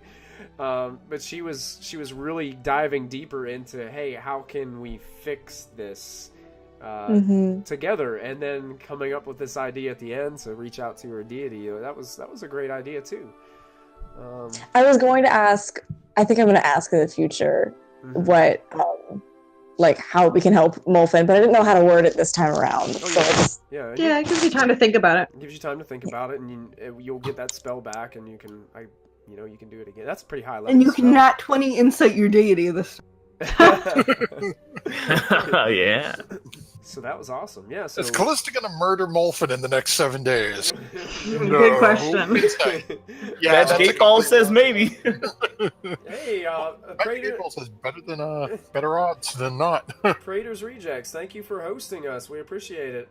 Yeah, that's awesome. So we're going to dive back into episode 48 next week, as we continue on this wonderful adventure that I think is called Storm King's Thunder. I'm not sure. Is from it? time to time. Is it though? Yeah, is it? I'm not sure.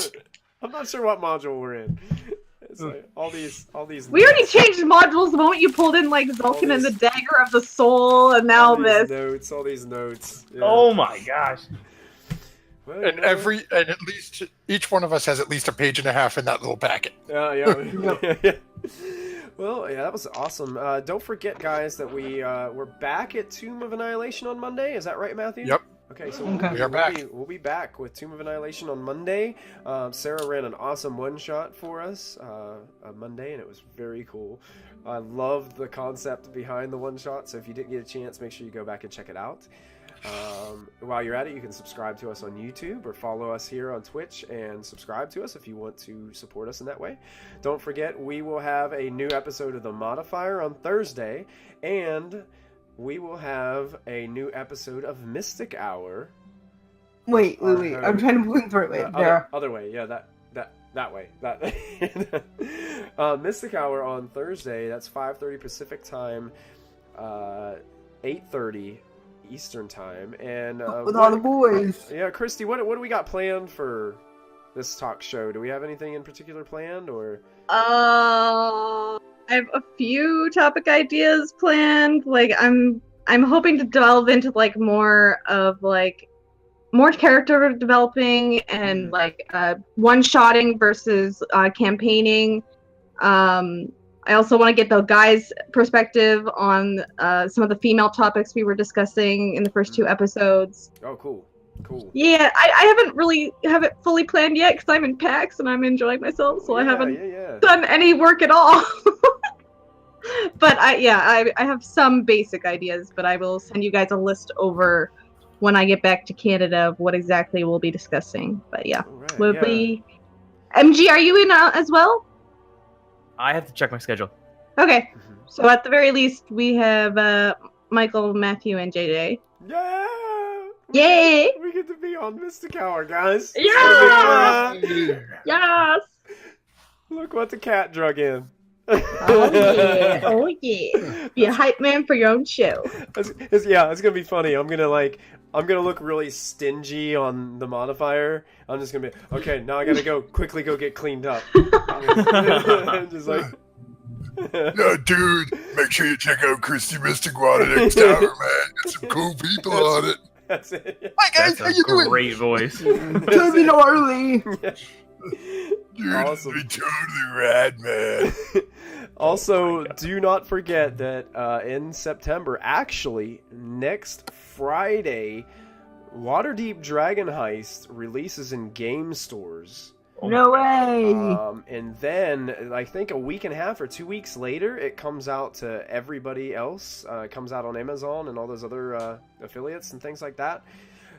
So JJ is going to be getting ready to fire up Waterdeep Dragon Heist right here on Proficiency Bonus on Wednesday nights. Yeah, apologies to everyone who made it through to the interview stage. I've been sick this week, as you all know, because I sent everyone a message. So I'm a little bit behind on the interviews, but they'll be done by Tuesday, my Tuesday, so your Monday. Awesome. So yeah, he's finalizing the party for that adventure as he runs a Waterdeep Dragon Heist, and hopefully once Dungeon of the Mad Mage comes out, can run them right into that to take a deeper delve into the mysteries that lie beneath the surface in the Waterdeep. And I can't wait to see that. That's going to be so much fun. And also, we are casting for Curse of Strahd, so make sure, run by Dungeon Master Sarah, make sure you guys jump in and apply to be a part of that Twitch stream as well. So that is an open casting call. If you feel like you want to be in a campaign, yes, ! Strahd, there's a link right to the application in the Twitch chat right now. Make sure you click that, fill it out, give it a shot. Sarah is super excited to get to go through these applications and meet you, so make sure you guys jump on aboard. Don't forget Insight Check tomorrow night, right? Yeah. Are you guys still going, even though you're at Max? I think so. I might be a little bit late coming in, but they should still be going. Okay, yeah. Insight Check, getting really cool on Insight Check. So make sure you check them out. There are good friends over there at their channel, so make sure you follow them. Any other announcement you guys want to throw out there before we call it a night? I think that's it. All right. So as you're sitting there in a dark room, just a small flickering candle before you, with a small devilish creature in front of you, offering you the opportunity to sign your soul over on a piece of parchment. As you're holding the quill pen in your hand, it might be a good idea to make an insight check and add your proficiency bonus. To make sure it's not a mop. Just do